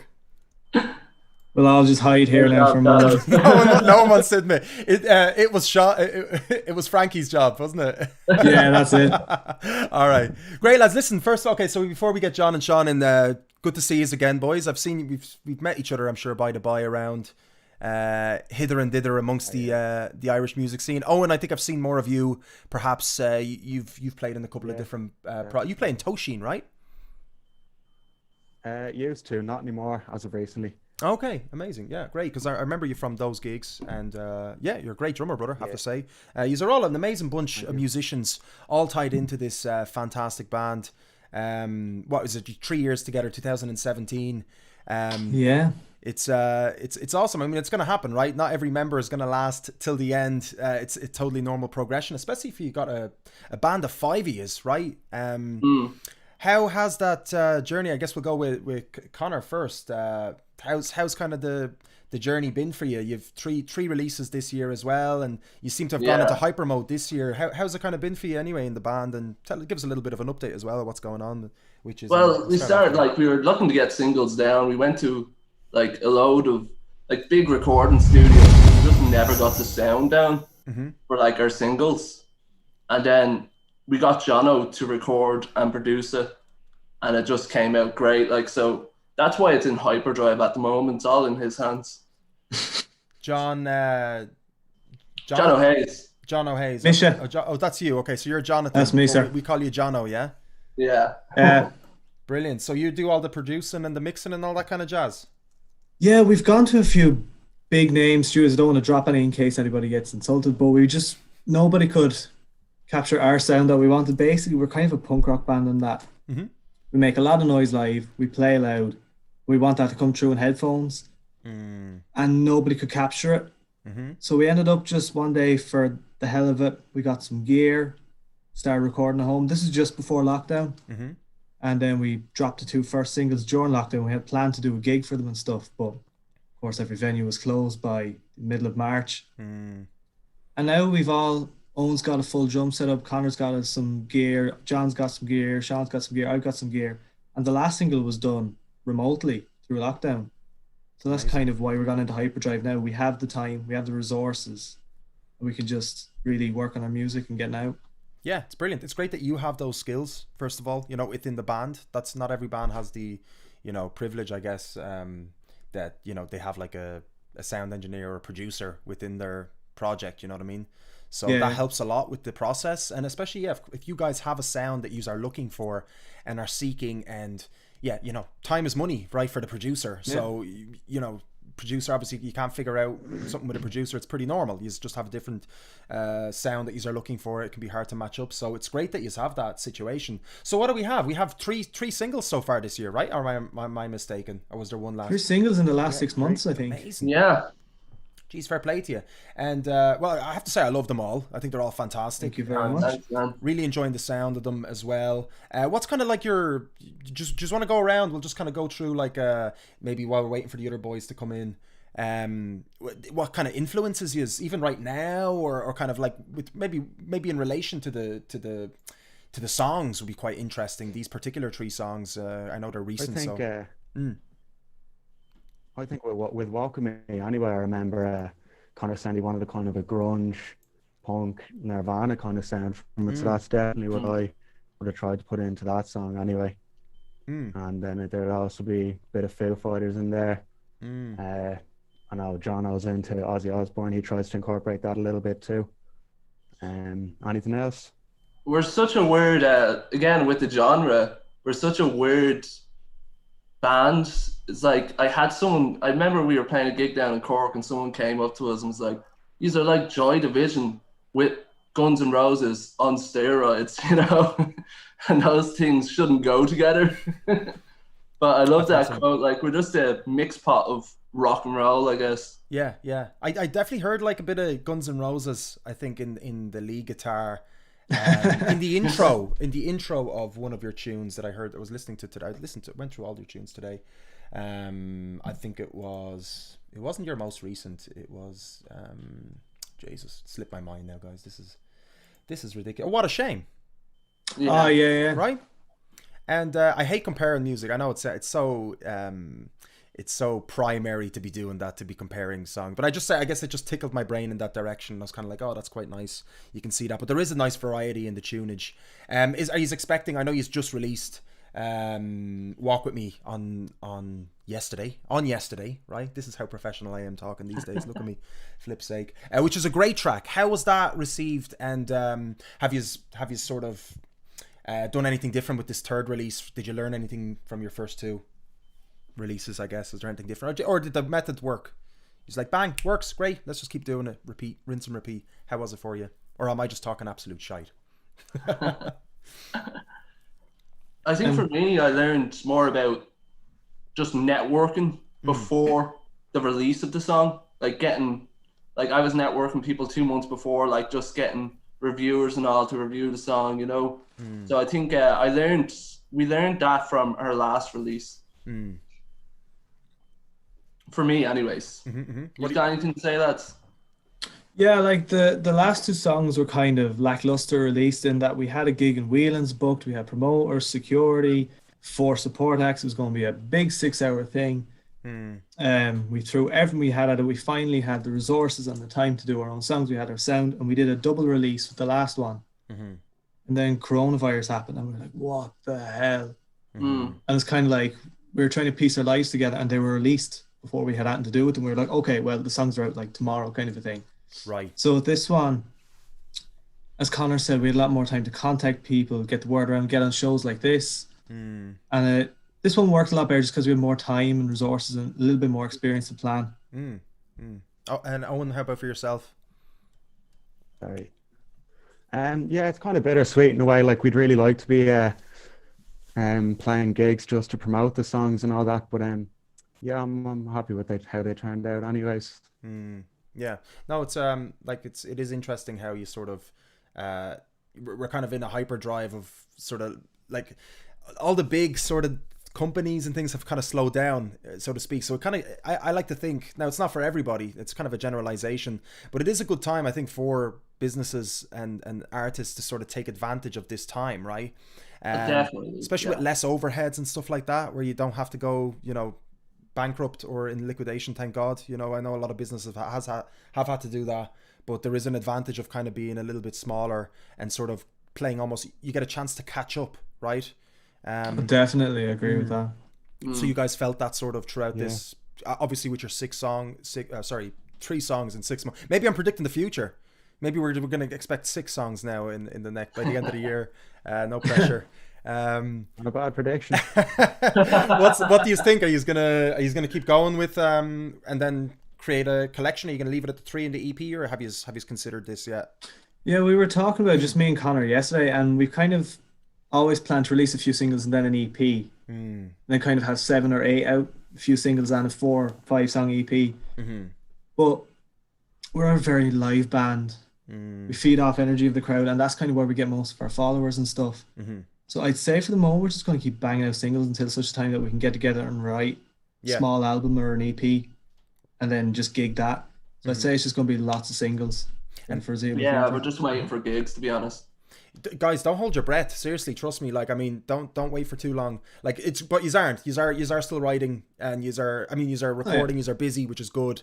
But I think the worst thing, and I say it to anyone that does say that, is like, just don't get your hopes up for the gigs yet, please. You just never know what's happening. And even the guys at home, might be like saying, no, it's gonna be grand. It's like, you just don't know. Like, there's people trying their best and doing their best. Alexi there in the chat as well, who's been doing great. I'll give you a shout out there, Alexi, man, for the Wild Duck gigs you've been doing with Exo Promotions. And I think he was meant to do the gig with you guys in Whelan's. It was indeed, it was Exo Promotions. Yeah. So, it's crazy to kind of know what to expect. It's just so hard.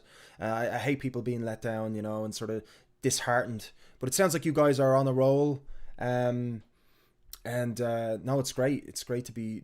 How is the writing process going? You say you were recorded the last song, all in different places. So how has the writing been? Are you able to write in different locations, or how does that work? Writing's difficult, to be honest. Can be done kind of sitting down over Zoom or something with 2 acoustics and figure it out. Owen's an absolute powerhouse, so you can send him anything and he write to it on the drums. It just takes a bit longer, but luckily we have a store of about 15 songs, originals that are fully arranged and produced just from the last 3 years of being together, that we now have to just put the tape and stick on Spotify. So we have a bit of catching up to do on our own repertoire, which is nice. How does it normally work, the songwriting? Like, who does, do you come up with a riff, Connor? Every which way. Yeah, everybody just throws in something. Yeah, Connor has come in with just a chord progression or a lyric or a full song. I've come in with riffs and lyrics. John will come in with an acoustic guitar and an idea for a song. And we'll jam out for 20 minutes. If it doesn't work, you leave for an hour, come back to it. Brilliant. And just do that and repeat till the sound comes out. That's great. That's amazing. You just have a method, and it seems to be working. So it's a method and madness. There's always a bit of madness to the method, I guess, doesn't it? Yeah. I like to think. And there should be a bit of method to madness as well. So, yeah. So what are we doing? Should we check on John and Sean, or are they still? Do you want me to make it easier for them to come in, or should we just kick them out of the band and I just hop in on vocals? And bass? I'll sit on that couch which is there now, and we'll get a send us your CV. Guys, you should know my CV at this stage. Come on, did you not research me before this? Man, I saw you for Heroes from Mars. Yeah, drumming. Oh man, that gig I went to, it was Grand Social. I think it was last year. I went with Brew. It was unreal, man. Really enjoyed it. Amazing. Well, you lads have a free ticket to any of my shows, so just hit me up if there's a show coming up. Thanks, man. I'll throw you a ticket. Like, yeah, please God, we get back to the 300 capacity, or the full capacity anyway. Grand Social's 300. So yeah, Jesus, I miss that kind of amount of people in front of you. It's absolutely beautiful. Yeah, so Brew, don't worry, you get a free ticket as well. All right, Jesus, Brew's in there. Brew rang me yesterday. Dave, you'll get a look. Everyone's asking for. Shouldn't have said that now. Everyone's asking for a free ticket. Well, look, if you subscribe on the link is in there. Subscribe for as little as €1 a month there, and I'll throw you all a free ticket. Whoever subscribes. How's that? You cover my streaming expenses. So Brew rang me. Brew texted me yesterday, and obviously Brew is just this wonderful piece to the Irish independent music scene. Amazing supporter and great musician, songwriter, which you guys obviously know, starring in his recent music video. So he texted me yesterday, he's like, oh, don't forget to mention that they starred in my music video. And I was like, of course, sure, Brew, yeah, of course I'll mention that to them. And but no, I'm only messing now. So is that not why we're here now? That's the only reason you guys got on the show, by the way. Let's talk about Brew's music. Let's just talk about Brew now. He only came onto the show 4 times already. But no, I love you, Brew. I'm only winding you up. And so is he? So have you guys released a music video? Excuse me for my ignorance. Or are you planning to? And Brew was mentioning that he's going to be the lead actor in that as well. Yeah. Lead actor and actress. Exactly. It's gonna be our leading lady. Yeah. That's exactly how he said it. So, are you planning a music video, or are you kind of working on something? Any ideas, or is that something that's halting for a while as well, along with the live gig situation, or for the perfect time? We have a lyric video up for What a Shame. Yep. It's just kind of, I was down outside of the county for 16 weeks during lockdown, and so Sean's a Wexford man as well. Okay. So physically, we couldn't get together to record a video. Well, I imagine there will be one for Walking Me soon. Brilliant. We have a few concepts rolling around. Just get together and do it. Amazing. Yeah, no, fair play to you. It's like, did Dave do the lyric video for you? No, I did it. Oh, Dave, there you go. You got some competition there, Dave. Brilliant. You can find it on our YouTube channel. Yeah, I checked it out actually. Yeah, no, it's great. And yeah, no, it's awesome. He's planning to do a lyric video for the recent tune, or are you going to leave that and try to go for the music video, the full whack? We have a few ideas. We're probably going to do a few, sort of a live set in our bedrooms and play some covers and our own set, from songs from our own set. Brilliant. As well. Me and John were talking about that recently, just to promote the band and the single. Yeah, I mean, a lot of artists. 1 weeks. Yeah, a lot of artists have been doing that, and it's been going really well for them, right? So, even somebody like what's their name? Oh Jesus, I don't know what's going on with me today. My mind. Oh, John Bon Jovi did a few at home ones. Really, yeah. So there you go. State Lights even, like, they did a cover of Bronski Beat, and your man retweeted the bloody thing as well. Like, it's crazy, like, so. Fair play, lads. Yeah. It's just it's so much. It feels like it's a time where you can sort of connect across to places where you think are unreachable, if you get me. If I can just put it so generally like that, So I think it's a good time to be that innovator almost, I was saying it to Keito as well. It's like, let's innovate. Like, it's times like these where innovation really, really leads, where a lot of people through, harsh times, these are obviously harsh times, strange, harsh times, people are able to kind of rise to the top, but it's only the ones, and it's not in a competitive way, don't get me wrong, but like to thrive in these kind of situations, and not at the advantage of others and all that stuff like that, of course not, but in these tricky situations, sometimes they can be catalysts to sort of like Yeah. drive you forward and or even to places. But I'm for all me, like I definitely do recommend people reaching out to their idols. I know people don't say meet your heroes, but even reach out to them, send them a message and say, here, look, we did a cover of this, what you think, you know? Definitely something I recommend for people to do. So what's the story? Is Sean? I don't want to leave the guys. I feel a little bad just talking to three of you and not bringing. Should I do something? Should I resend the boys a link or what's? John Riley is saying that it's insistent on a passcode. Okay. Here, look. Let me sort this out then. Yeah. No, listen. Sorry for getting caught up in a conversation while the lads are still trying to get in. You're cool. I haven't heard a word from Sean. I don't think he has Wi-Fi. Oh, no way. Okay. Grand. So what's the best way John can receive this? Should I Facebook it to him? To your Kyro Jones profile? Right. Yeah. Grand job. Let me just do that now. Great. So guys, everybody that's tuned in, we're here with Kyro Jones. We're here with, what are we, 4/5 of yous? How many? What fraction is this here? 3/5. 60%. Yeah, I was putting myself in there. Trying to shoot myself. Throw yourself in as well. Yeah, it's just sometimes I feel like I'm part of the band at times, just throwing myself in there. Okay, so I sent the Kyro Jones page yeah, we just received it there. Thanks, man. It's got more details on it. It did work with Saoirse earlier. So Brew wants a passcode. Brew. Yeah, man. Definitely not, but okay. Appreciate your try. This is what I say, be the chancer, but there is a limit. Brew, I love you. Okay. Let's wait for my head. Huh? Brew can sit on my head.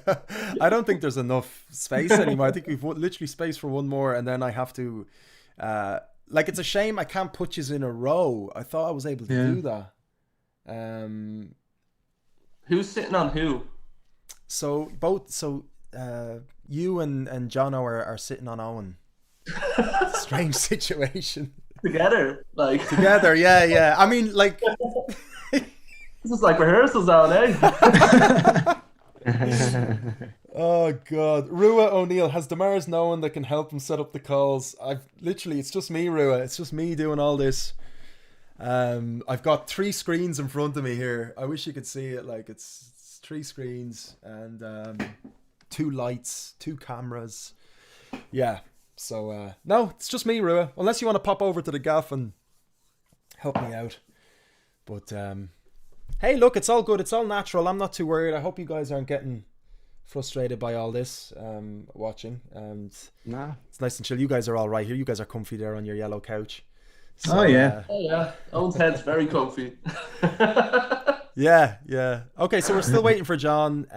Look, I'll get a notification when he comes in. Let's not worry about it too much. He's currently Googling issues with his personal Zoom, so okay, so it might be something. It's nothing on your end, I don't think. Okay, cool.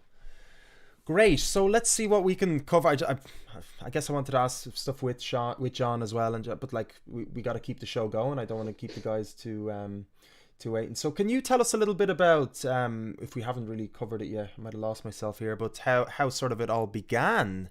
So how you guys sort of met up this 3 years ago. What was the catalyst? What got you something going? So just give us a little brief in history of the project's beginnings. You can take that one, Con. Yeah, we met up in college and we all shared a mutual love of all things rock, And then I asked Owen first, I think, do you want to be a drummer for a band? He reluctantly said yes. And then I came to Jono Hayes, and I was like, I asked him. And then I always had John. I always thought John was a great frontman, so he was definitely in my band, And then me and John worked on songs together. We wrote them together. We're kind of split songwriting on the songs. Well, Jono writes his own songs as well. Which college did you meet in? I met Jonathan and Owen in BIM. Mm-hmm. And then I met John in Ballyfermot College mm-hmm. a year before BIM. So Okay, so you did the 2 years in Ballyfermot, did you, and then go to BIM? I actually did the PLC course, the PMC it's called, and that's basically I got 8 out of 8 distinctions. Just to say, I'm just congratulations. I'm pretty good, you know. Don't mean to brag at all. Well, fair play to you. I mean, I'd be bragging. Yeah, great. And Jono, you did. So then you So I assume you did songwriting. Connor and Jono did guitar. Sorry, I'm assuming here. Let us know what you guys. Yeah, you're exactly right. I was in the guitar class. Connor did songwriting, and Owen was in the drumming class. Owen was into drumming, and then is it just the 3 of you in BIM then, or John as well was? John and Sean were both Ballyfermot Rock School course. Okay, so they did the 2-year pro. Is it 2 or 3 years now? I don't know how many years. I think it's 2 in there. I'm not sure. And you guys did the full 4-year, the full whack, as I like to say, the 4 years in BIM. I just John finished. was the only one who has that honor. Yeah, John was the only one that went through with it. It's long. It's long. And Owen, what sort of are you planning to go back to it, or are you happy with where you're at with it? No, I'm happy enough with where I'm at. I'm not much of an education man. Yeah, I relate to that. Anyway. I relate to that myself, man. I did the diploma in drumming in BIM, and I was fine with that. I was like, that's it, I'm done. You know, I can't sit on one of those chairs anymore. Yeah, I met who I needed to met who I needed to meet, and that was all needed really. Yeah, I mean, it's a lot about the connections. And yourself, Connor, sorry. Yeah, no, it's a great college for connections, just networking, really, just getting around and getting to know the scene. Yeah, and there we go. Here's the rock star. Let's see if we can get him in vocally, connecting to audio. Great, he's in the car and everything. There we go. He's not driving. Well, what's the story? How's it going? Great. Glad you could join us with your busy schedule. Only messing. What's the crack? So we might have a bit of a bad connection with you if you're moving, but we'll try our best. Thanks for popping in, man. I grilled the guys while you weren't here, so they were talking a lot of bad stuff about you. So I wanted to see if it was all true. Oh, don't worry, I was on YouTube watching it. Oh yeah, you saw the whole thing. Then never mind. Okay, so that didn't work at all. He saw everything. So how you keeping, man? You all well? Grand, yeah. Good. Yeah, no, it's just getting to know the band a little bit, and it's just great to hear that you are all operating smoothly like a well-oiled machine, and you are working well together and stuff. It's fantastic. Like, so where are you driving to now? Where are you off to? I'm just come back from Patrick. Oh, fair play to you. Yeah. Did you climb the whole thing? Yeah. Good man. There you go. We're kind of wrecked, but I wanted to do. I didn't know what time we're gonna be back for to do it. No worries. It's a long climb. How long did it take you? It took us I think 2 hours up. Yeah. And then it took us like an hour and 40 minutes down. It was a bit quicker going down. Yeah, especially when you're kind of slipping and sliding on the way back down. Yeah. Yeah, no, it's great. I did a little bit of that myself, actually. It's quite cold there now, though, isn't it? The weather's gotten a little bit cold. It got colder as we got up, but when we actually reached the summit of it, it was like really sunny. So it was a nice kind of pleasant thing to get, because when we were above the clouds, so we were getting mist and rain, and then when we got to the actual top of it, it started being sunny again. So you get above the Connor's smiling there. What's on your mind there, Connor? Oh no, it's such an axle. I was just talking about his. So who is this is great. So this is the perfect moment now. So unfortunately we're missing Sean. So Sean's out of the picture, yeah? Or should we try get him in now? What do you think? Is he lost now? Is he for good? I'd say that. Sean's always lost. Is it a bassist thing or what is it? I think it is. It's a Wexford thing. Actually, no. Okay, well that's good to know. So we'll leave. So I won't try. Like if you want, I can send. Like he can try that link anyway if he's thing. So what's the dynamic here then? So John who is the biggest rock star here? Like is it supposed to be obvious or? You know, actually, it would be like I think out of everybody it'd be Owen, you know. Yeah, Owen the human metronome. Owen, he doesn't seem it, but he is. I mean, I've seen he's pretty you know, I mean, what's the best way to describe Owen? I mean, you're very calm in nature, you know. For a drummer, I mean, it's you get a lot of mixes of drummers, actually, don't you? You get sometimes the wild kind of animals, but for you, you seem very centered, I suppose is the best way to put it. Thanks. Yeah, I don't know about that. No, it's like depends on what side of rock and roll you're looking at. I mean, Jono has the look. I think John Riley has the lifestyle. What about me? What about you? Brilliant. Well, I love it. So what's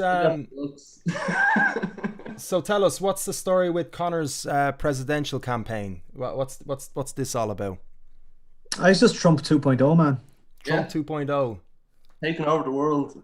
And who's your who are you going against? John You're going Riley. against John. Jesus. We're gonna keep it as a surprise. Yeah, well, he posted it on Facebook, so I mean, everyone knows now. Yeah. No, we're gonna keep my presidential. Or your presidential thing. Oh, Jesus. Okay, so it's all been given away now. John, do you want to talk about your My Little Pony collection? Was it my collection or Johnson's collection? Your collection. Johnson's. Oh man. No, you can bring the post back up just to triple check whose collection it was. You know. Well, you seem like you are, you know, good friends. I mean, on the forefront anyway, it seems like you guys have a bit of crack and stuff like that. Obviously, you know, 3 years together. So it's the four of you that are the longest together, right? You are kind of from the beginning, right? 3 years as a sort of a band. And yeah, four of us have been here since day one. Since day one, and then you brought in Sean. Then when did Sean come in? Was this, how recent was this? Was this just for the recent releases or January? I think, wasn't that? So at the beginning. January, yeah. Something like that. January, February. Yeah, pretty early into the game. And how was that dynamic, bringing somebody new in when you already had established sort of a sound and things like that? Was it seamless for you as bringing in somebody else in? How was that experience? Well, like, John was in college with him, and the rest of us knew him just for years. Like, we're all mates before, and he knew our sound, and he kind of like, we asked him, like, would you like to do it? How would you feel? He's like, I know your sound, I know your songs, I just have to learn the notes, kind of a thing. Yeah.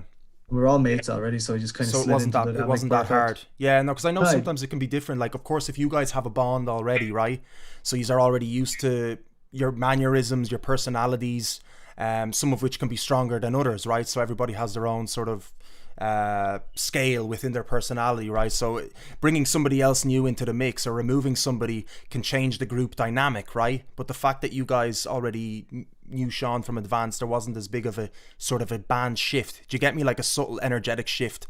Do you sort of know what I'm saying? Is that something that you were thinking about, or it was nothing to worry about? I was in a band with Sean for a year, so I kind of was used to him as a band member, you know, so I kind of knew how to be in a band, not as a bass player, but as a band member in general. So I thought it'd be a good idea to kind of take him on and see how it went. I mean, provided everybody else in the band.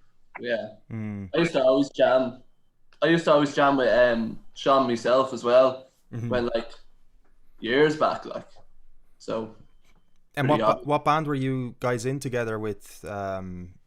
That's obviously finished up. Was that in the rock school? Yeah. Yeah, that was a college band, Hotel India, for a year. And then that kind of dissolved. But I think we formed Kyro just as we were like 3/4 of the way through the college year, you know. And then Kyro started, and we had already been involved in. Me and Sean had been in Hotel India, but out of the both projects, I mean, like, this obviously kind of went from strength to strength and carried on, which is good, like, you know. Yeah, so I asked the lads how their experience was in BIM, because the three lads obviously were doing that. So what's your experience been like in the rock school, right? So you did 2 years in that. How was that for you, like that musical experience? Well, I think the main thing that I got out of it was meeting people. You know, if I'm going to be honest, I mean, I focused too much on the whole rock and roll side of things, performing and all, didn't really, get much into the academic side of doing all the exams and stuff. I wasn't really kind of like interested in that. Well, other than that, I mean, like it was a good experience to do, because it surrounded me with a lot of people in the Dublin area that were musicians who I had no clue prior to going to college. I was slowly kind of working my way through the music scene, but when you actually go to a college full of musicians, then your eyes are open to just how many of them are out there. That's pretty amazing how many talented musicians and aspiring musicians, even more so, right? People that want to actually, go far with it, go the full whack. It's not just like a hobby. It's not just like, which is all fine and it's all well and good to obviously have it as a hobby, don't get me wrong. But I always found that personal admiration for artists that do at least try their best to keep it as, to keep their own dream alive, because that requires so much effort. It requires so much self-belief, and it requires, nothing to sort of push you back or stop you, right? Even a pandemic, let's say, for example, in this case, where you guys had gigs planned, you guys had, plans to, you guys just brought in the new member, you guys had music planned, you had your 2 releases just before the pandemic recorded and all that jazz, and you still have to persevere. And that even goes saying with, going against what your family might want you to do, like, you know what I mean? And that kind of thing as well, that happens, pandemic or no pandemic. You guys still have to almost convince your parents and go, not every case, obviously, it's probably rarer than nowadays. I don't think it's as big of the thing, but you hear the stories, of parents saying, no, what are you going to do with that music? Are you still doing the music? Are you? That kind of stuff, belittling it almost. And it's that lack of understanding, isn't it, that people have about music as a career. Do you guys experience that much? I guess I'll start with Connor, since you're on the top left, and we can go around and by default. And it's just an interesting conversation to have, right? Because this is sort of the reality that a lot of musicians face, so it could be good to sort of chat about it. What do you think? Anyway, I'm just thinking of stuff to chat about. Maybe this would be a good one to talk about. Well, my parents are fully in support of my music career. They've always have been. Like, my dad wanted me to be a construction worker, but like it's music. Like, it's always been music. I'm passionate about it. It makes me happy. I will always be there. And Jono? Yeah, like, I can't speak highly enough of my parents for the way they've treated me throughout my musical journey since from about the age of 11, like, or maybe 12 when I started playing guitar. Put me through college, get me a degree in what I love. I've never had it at home. Of course, we've all experienced, you still doing the music, from your neighbours or some old one up the road or something, but never home. John, how are you with it? I've always kind of been pushed, which I've been fortunate with my parents over the course of my life, kind of like just to do what I wanted to do, what you want to do, provided I'm happy, And music is always something that made me happy. It was something I always kind of wanted to follow through as a career.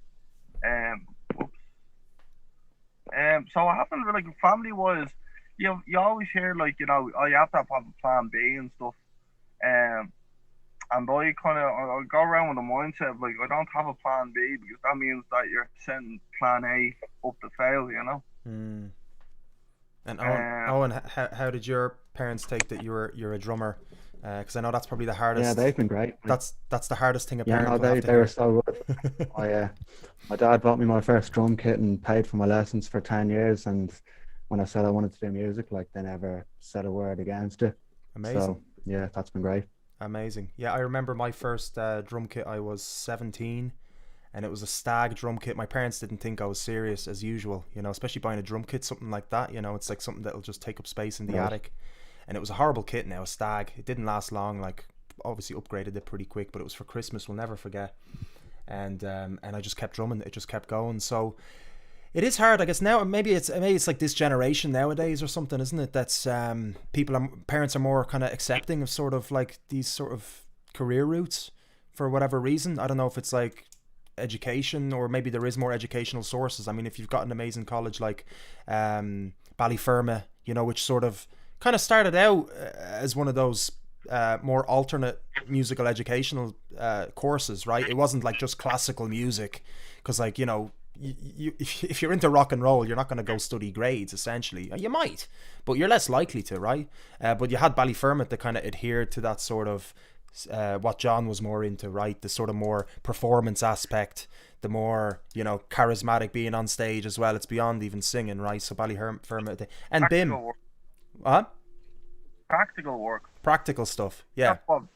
That's what like playing music is like hugely about. Practical, you know? Yeah. Music theory is important, you know. In some aspects it is, but like for people who play instruments, but I think for performers,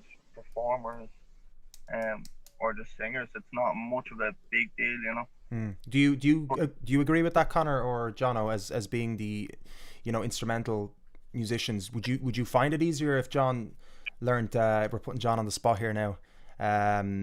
Theory, and would it be easier within communication? Because you'd hear different things, you know. As in some, even as a vocalist, you know, it can be handy to know theoretical. So what do you guys think in your dynamic particularly, or does it all work really well with us? I think for us, like, I did advanced theory in 4th year. John didn't, and I would no way say that John doesn't know any theory. John plays guitar. We're all musicians. Even Owen doesn't play a melodic instrument. He's well able to communicate vibes and stuff to us. John does play instruments. He writes full songs harmonically, melodically, with chords, and brings them to us. So I don't know why John's saying he knows nothing about theory. Yeah. You just know a different way, a different language. You know, that's the way. Maybe John's modest compared to your guys' experience, right? You're comparing yourself to. Which is that unlike John? Is it? Let me guess. Just because he's on the screen. Is John behaving a bit more modest in front of us here deliberately? No, I'm only messing. Well, no, that's great. No, I'm loving the dynamic. Anyway, you guys seem like you have a great. It's really important to see that, I have to say. Like, and especially as they're only 3 years together, it's quite a short time, I have to say. Because, you know, I'd be chatting to musicians, obviously, of all different durations being together and whatnot. So I would see 3 years as being quite short, you know, as a group together.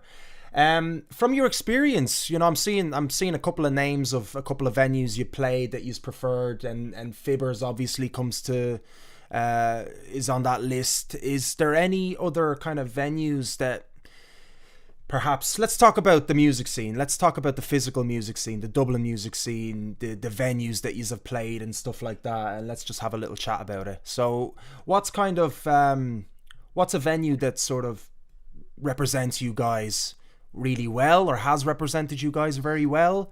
And what's a venue that you really want to aim for? Let's talk about goals. So we try to fit some of that into our convo. So we can start with we'll start with Owen this time. Owen, if you don't mind me putting you on the spot for the first one, but yeah. I think Workman's is a great venue. I don't know the name of the sound guy there, but I think he deserves a shout out. His sounds. Dennis, I think, was the guy who did our sound. Red hair, I think he has. Yeah, that's sound and Workman's is always bang on. So definitely would like playing there, and something to aim for. I don't really know. I don't too much like to looking forward to the future in that kind of way, because kind of have to take it in the moment. But would love to play the Button Factory someday. That's probably will be a goal of mine. Button Factory's a great aim. What about yourself, Connor? What do you? Yeah, I think we played like basically every venue we could in Dublin. We even played a couple of gigs down in Cork in the Kyro. That was a great gig, like the setup, and played in Waterford with Viking Promotions. Oh, brilliant! Oh, I wasn't aware of that. That's amazing, right? Yeah. And then like a venue I'd love to play is like probably the Roshi and Dove. Yeah, Galway. Yeah, great one. Yeah. I'd love to go up there. Yeah. What about yourself, Jono? Well, like, a venue that represents us, like Fibbers is obviously rock and roll Dublin mecca, but I think not smaller, like, because Fibbers can be pretty big downstairs. You can get a pretty loud crowd in Fibbers. Fibbers are the underground, like, we're loud, we're rock and roll. We like that sweat and just no holds barred. The drum, you hit it and it's going to slap off the back wall. An aim for me would be somewhere like Roasting Dove or the Academy or something a bit bigger than what we normally play, just kind of incrementally go up. Yeah. Awesome. John, you good to talk? Yeah, sorry about that. Oh, gee, man. So, venues, is it? Yeah, let's talk venues, somewhere you play, the kind of, the vibe was good for you, and then sort of your aspiration, I suppose, for a venue you'd like to play in. And the venues that like we played so far, that I thought the vibes was good. The sort like again, as the lad said, Fibbers, that's always been like a really good place to play because like there's always kind of like rock and roll buzz off, you know. Where's another place?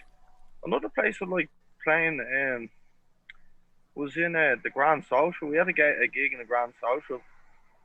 There wasn't much of a crowd, but it was a nice being on the stage. I like being on that stage. And then Aspirations at like fucking Tree Arena. There you go. I was waiting for somebody to go that far. High lads, you know. I think John's carrying the torch for the band. The Academy is good, absolutely, you know, but Crow Park, Tree Arena. Academy. Someone called John modest earlier on. Yeah, I take it back. No, it's great. No, but look, it's you have to. I think somebody has to have that vision ultimately. Like, yeah. I mean, where else are you gonna go? You know, and even if it's, you know, it might take a while, or you never know, like how you can get there. People have played, you know, Tree Arena that were probably not expecting it. Even, you know, it can come out of nowhere. Like, for example, even Saoirse there, like she just showed up to a gig in the INEC and she ended up playing on that stage, and that stage is pretty big, huge stage and a huge area, like. So I guess you never know, but it is. I think it is really good, you know. It's not delusional or anything, you know. I don't see it like that, you know. That's not how my mind. Although there is a stepping stone, right? There's a practical stepping stone that is ideal. There is a ideal method, I suppose, of kind of climbing through. And I guess it's as well what we were kind of touching on is it's really important as well to have that network, you know, that connectivity. You know, it is all quite connected, and even at the higher levels as well. Of course, like it's something that I'm not, you know, unfortunately near to. But, you know, do also, you know, in the back of my head, you can forget about it sometimes, but there is that aspiration. And how about like other Dublin bands? So you guys have gigged with a load of different musicians and stuff like that. Like what's kind of a local band that's, you know, is there a band that you guys would see yourselves touring with more, like touring with if you went on a tour, or grabbing with you, or like tagging along with you, or... is there a band that like you guys as headline, let's say, in that respect, and they'd be like supporting you along the way? And also, is there a band that that you would love to be supporting of, let's say a famous band already? So maybe I'll start with John this time and be curious to hear maybe like an independent band like yourselves that you'd love to gig with. You mightn't have one, so you know, no pressure. And then alternatively a big famous band. At the moment around Dublin and the country that are like doing well with music. I mean, like Lipton Village is one of them. I went to college with some of the members there in Carlos and Goose. Amazing. They're always popping out music and really good sounds off them, you know. Yeah, well, Claire's on our show. She writes for the magazine, as you know, and things. So she gave us a big shout out. So no, I didn't know the relationship between you. So that's great. That's great to know. Though. Yeah. There's another band. They're young, like 18. The District. Mm-hmm. I haven't They're heard kind them. of up and coming like lads in the music scene, you know. I think that's good as well. To kind of like we were kind of like mentored by like the older people in music, you know, and to kind of like help the younger crowd get into it as well, you know. Mm-hmm. But they're a good band, and they have a lot of promise in them. And then who would you want to support? Bands that, yeah, let's say a big band. Who would you just want to be like supporting? Let's say that's already established. They can be whatever age, like, you know, they can be from the 80s or 70s or whatever. Tough. That's a tough one. Jesus, I don't know. I've always liked Gorillaz. I know it'll probably be a kind of slightly different sound. That's an interesting pick, yeah. But I've always liked Gorillaz. I've seen them twice live, so it'd be deadly to do something like that. You know? Yeah, that's a great pick. Yeah, would you change your set? Do you think to alter sort of their vibe? Is your music does it vary into sort of anything like that, or would it be open to? Music anyway, kind of like we alter our music. You know, like what you've heard so far is not going to be a defining sound. Like everything's going to be released from us. You know, like there's hopefully I see that there will be still a Kyro sound to it, but there'll be a change depending on the mood of the songs and how they're wrote and the stories and them and all, you know. Yeah, that's interesting. Yeah, no, it's good to know that you aren't like self-locked in into a genre. I think it's a safe place to be, like sort of like an open opportunity. What about yourself, Jono? What do you think about with regard to artists? And I guess you can take the conversation anywhere you feel. Yeah, well, I'll answer the question you asked John as well. One fella I absolutely love playing around Dublin with is Brew. If it's Blue Sun or his solo things, we played a gig in Workman's and we had him doing a solo set. I just love the dynamic that he brings to a gig when you're sharing a bill with him. One band that I really want to see live. There you go, Brew. There's your shout out. Yeah, I love that. And one band that I really want to see live and hopefully share a bill with is Fires, Alexi from XO, his group. Awesome. I've been listening to their stuff and it's right up my street. I really enjoy it. Brilliant. And in terms of a famous band, personally, I'd like to play Black Sabbath. Cool. Because I love them. Straight into it. Yeah. Great. Didn't have to think about that one.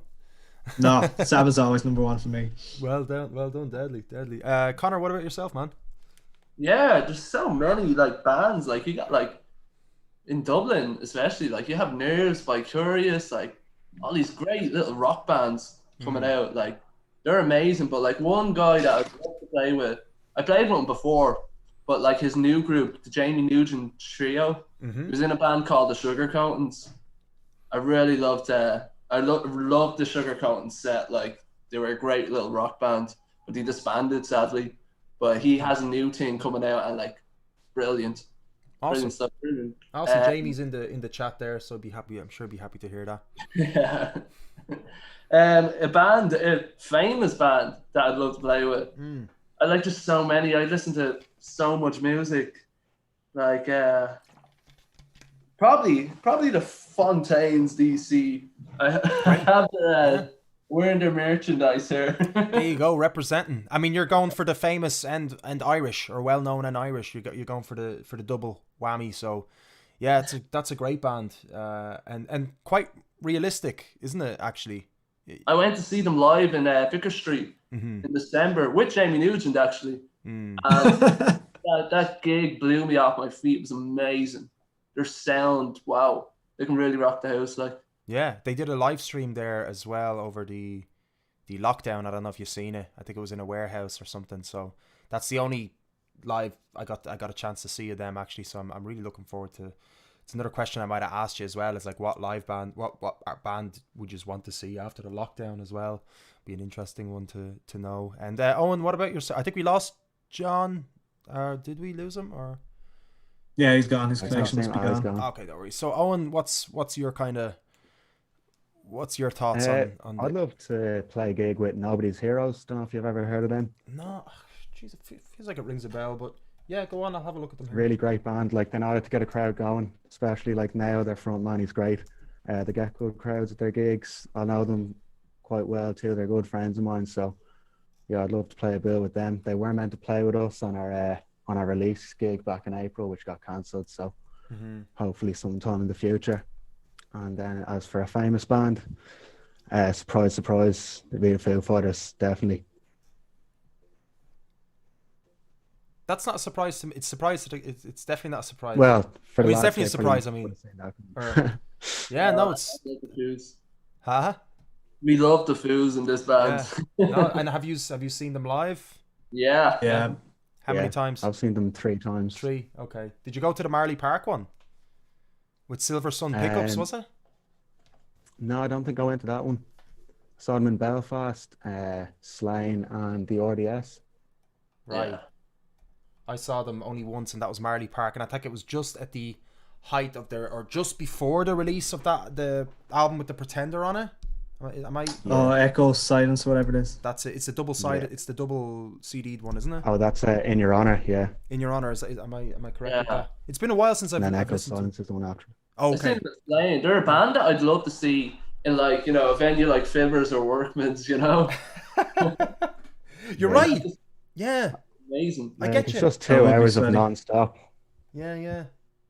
That's interesting, yeah, because we will never get to see. I mean, we will get to see likes of yourselves, and then you are playing larger venues, and then I'll be able to say, oh yeah, I seen the guys play in the underground.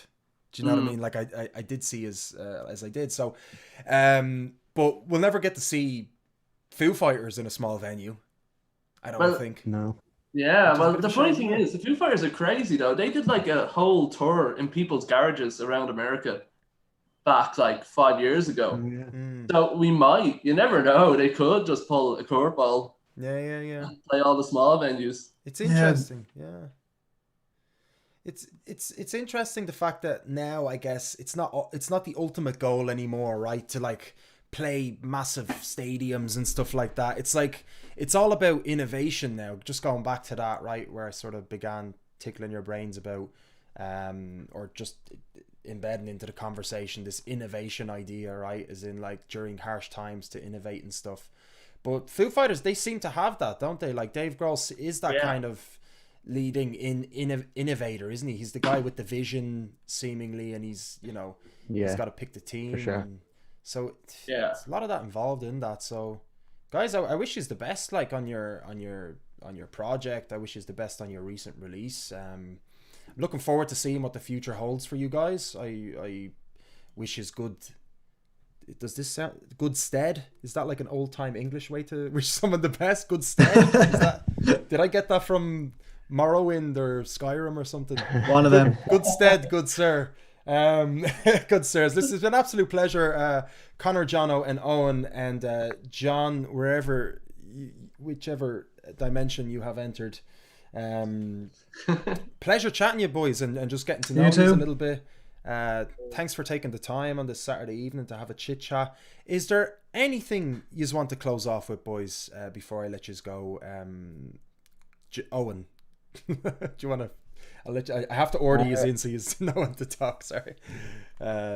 Anything you want to close I just hope we're back. I just hope we're back gigging as soon as possible. That's all I'm looking forward to now these days. That's what I'm itching to get back to. Cool, Jono.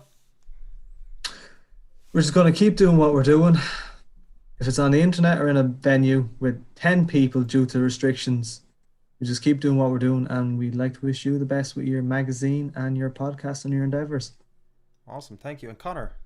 We're just gonna have to adapt to the world we live in today, but it'll be all good. We're still gonna be kicking. Yeah, I see it. I see as full of energy and gusto, and it's the way to be. It's the way to be. And listen, I'm gonna play Walk With Me. We played it already on Thursday, so we'll give that a play again just to give you a send off. Guys, by the way, at home, I'm with the awesome Kyro Jones. Thanks so much for staying tuned in. What's the best place people can find you? I know there's so many different platforms and stuff. Where do you want to direct people? Where can I post the links? What's better for you? Is Instagram, Facebook? Do you have a website? What's good for you? We have a bit of everything: Facebook, Instagram, Twitter, Spotify, any streaming, Apple Music, but probably Instagram is the best one to find out the latest updates on us. Brilliant. It's just Kyro Jones, right? Kyro Jones or Kyro Jones Music. You pop up first whenever I try to tag you. So, there's only one of us. That's great. Well, that's good. He's picked a good name then. And that. Where did the name actually? Before you go, where did the name come from? I was in rehearsal. I'm like, one of our first rehearsals. John Riley was singing "Fly Away, Fly Away" for Kyro Jones. I was like, that's a cool name, man. And he said he got it from a comic. It was like the first female comic book back in the 40s. Wow. About a detective spy. But it wasn't spelled Kyro. It was spelled Cairo. Mm-hmm. But that's fair. And I just said, we're using that as a name. I don't care. That's a cool name. It's great. It's got a great ring to it. And it's very marketable. It's all that matters. It's marketable, guys. Listen, have a fantastic weekend, boys. Once again, pleasure to chat with you. Take care. Thank you. Thanks very much. Bye. All right, guys, what an awesome chat we've had with Kyro Jones. There, we had John O'Connor and Owen with us, and we had John very briefly as well for a chit chat. Listen, thanks so much for staying tuned in, guys. We've got a lovely amount of healthy viewers here, which is fantastic. I'm loving how everything's kind of picked up, and we're getting a lot more of you tuning in, so much appreciated, guys. As you can see, we're bringing on some wonderful independent artists based in Ireland, and we're playing some fantastic independent music as well, and it's all chats about the music industry, chats about creativity, and just absolutely anything that's off the top of my head. Some of the stuff is obviously off the cuff, as you can see. It's just trying to keep it as natural as possible, so we get to really learn about the people behind the projects. So really hope you enjoyed today's episode. Thanks so much once again for tuning in, and the usual, slap the like, slap the old subscribe and the old bell button as well, guys. I'm live 3 times a week, every Tuesday, Thursday and Saturday. On Tuesday we are joined with our international artist courtesy of Lindsey, and we're also going to be joined with Claire Nolan again with her segment Consider This, and I'll be posting exactly what is going on for that segment. And then next week we got some wonderful artists as well, and I believe Alexi is going to join us on the Thursday, right? I think we're still figuring that one out, I think, aren't we? And Donald Quinn's going to join us, DQ. Do you like spicy food, guys? Well, you better prepare your stomachs for that one, because it's an absolute delight. Donald Quinn, good friend of mine, miss him a bit, so it's going to be really nice touching base with him. Who else do we have? Off the top of my head I can't remember much more, but just great musicians, guys. 3 times a week from 6 p.m. Dublin time. Look, it's been an absolute pleasure, guys. I'm going to leave you with Walk With Me, which is Dave Duggan, yeah, of course. On the Saturday 10th of October we got Future Fears as well, who are releasing, no, you're releasing your tune on the 10th, aren't you? 10th of October, or on the 9th, right? You must be releasing it on the Friday, so we'll be chatting to him on Saturday, Dave, right? One of the other. So I'm going to leave you with Walk With Me, which we played on Thursday, is Kyro Jones' most recent release. They got 2 other great songs there as well, Fly Away and What a Shame, which is a really good tune. Really enjoy that. So Walk With Me, ladies and gentlemen, Kyro Jones.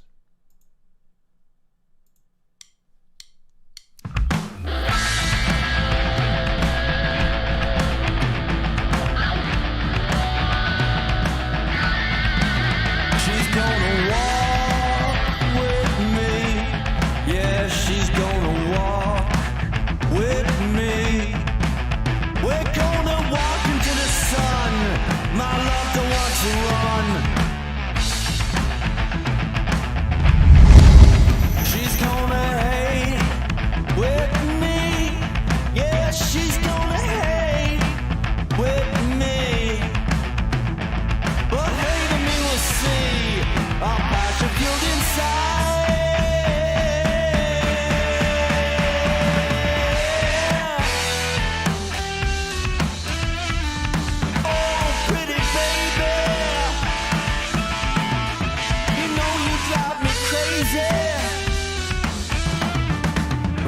Wash away all your sins.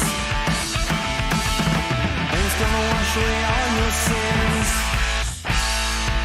Rain's gonna wash away all your sins.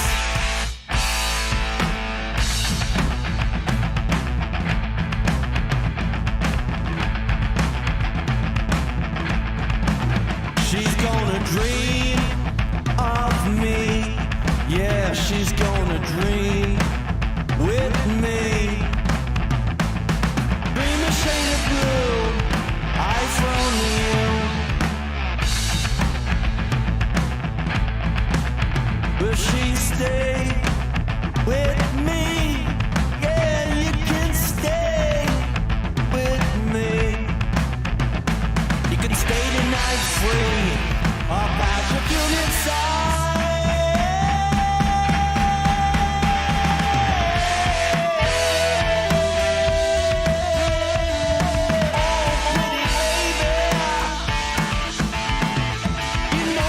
drive me crazy. Rain's gonna wash away all your sins. Rain's gonna wash away all of your sins. The rain's gonna wash away all of your sins. The rain's gonna wash away all of your sins.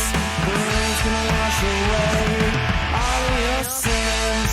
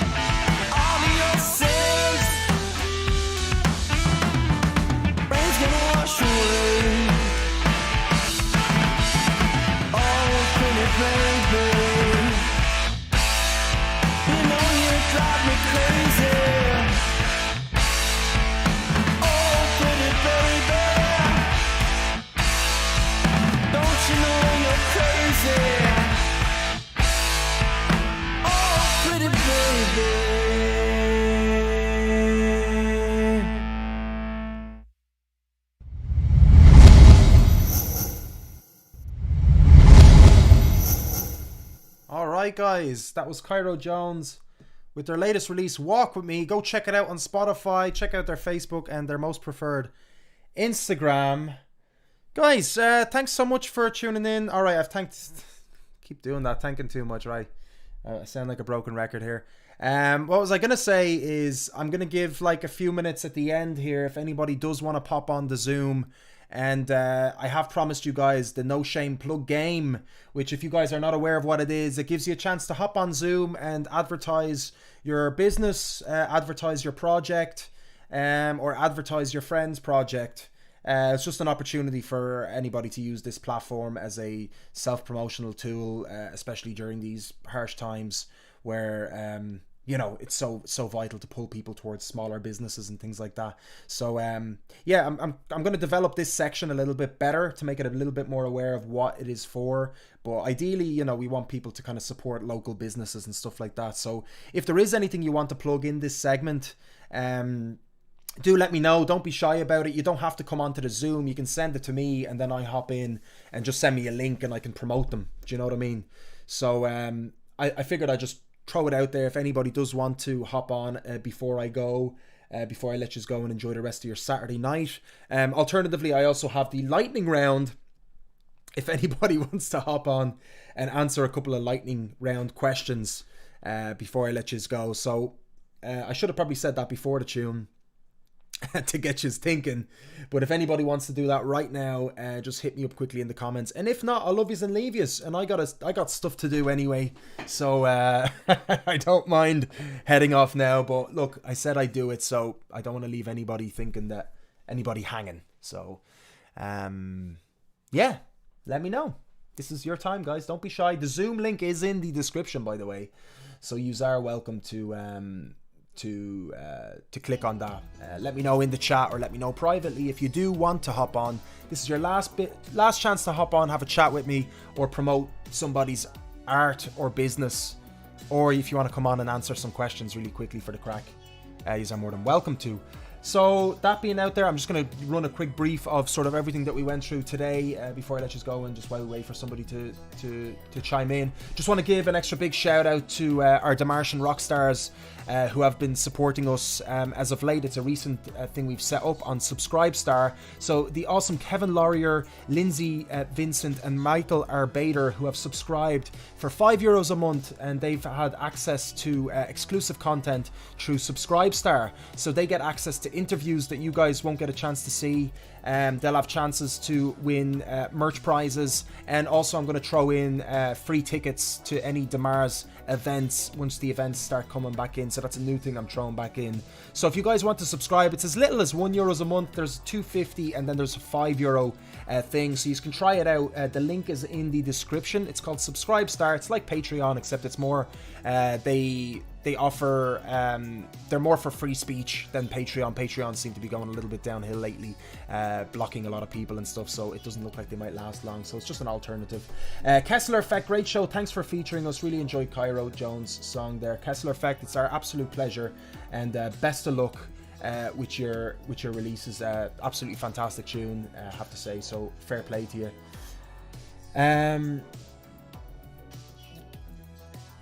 Rua, great we could keep you company while you were cleaning the oven. Great stuff. That's great to hear. That's what it's all about. It's all about keeping you company at home, especially during these times, guys. So yeah, thanks so much for staying tuned in, and I'm glad you are enjoying the show. Also as well, just throw out there that we have the Facebook page, the Facebook group page. It's called the deMartian Community. So DEMartian, like how you'd spell Martian. And you're welcome to join that, and just you get updated on stuff that's happening, and you'll also get a chance to be part of the community and make decisions on sort of shows and you know, skits and segments and stuff like that. Like, I really do want to keep improving and adding more people to the team and adding more segments. So if there's something you'd like to suggest as well, you know, it's always great to hear feedback from you guys as well, because it's all about, you know, you, the listener, and the viewer. So let me know if there's something that you'd like to see that I'm not doing at the moment, and I'd love to consider it. What else? I think that's it. Is there anything else I'm missing, guys? Let me know. Yeah, Claire Nolan with the big yellow heart. Claire, great to see you tuned in. Thanks so much for tuning in. And yeah, and Dave Duggan on the 16th is his release. So Dave, looking forward to that. And yeah, I think we have the 10th booked on for you, don't we? Or is it the 16th is your release and the 10th is your interview with us? Yeah, that makes sense. So we'll have a chat with Dave Duggan. Finally on the show, Dave Duggan. He's been the loudest person in the chat, which is great sometimes. And so I can't wait to confront him.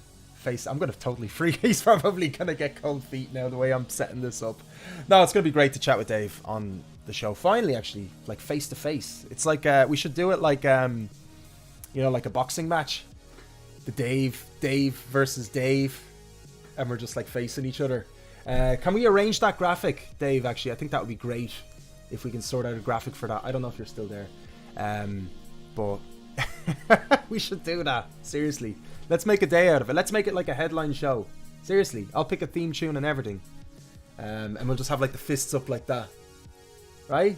There we go. You see, the ideas keep coming. Okay, guys, look, I'm just blabbing on. I'm shiting on at this stage. So I don't want to make a good show turn shite now by me just blabbing on. So, yeah, listen, I'll love yous and leave yous. And we're back Tuesday, 6 p.m. Don't forget it.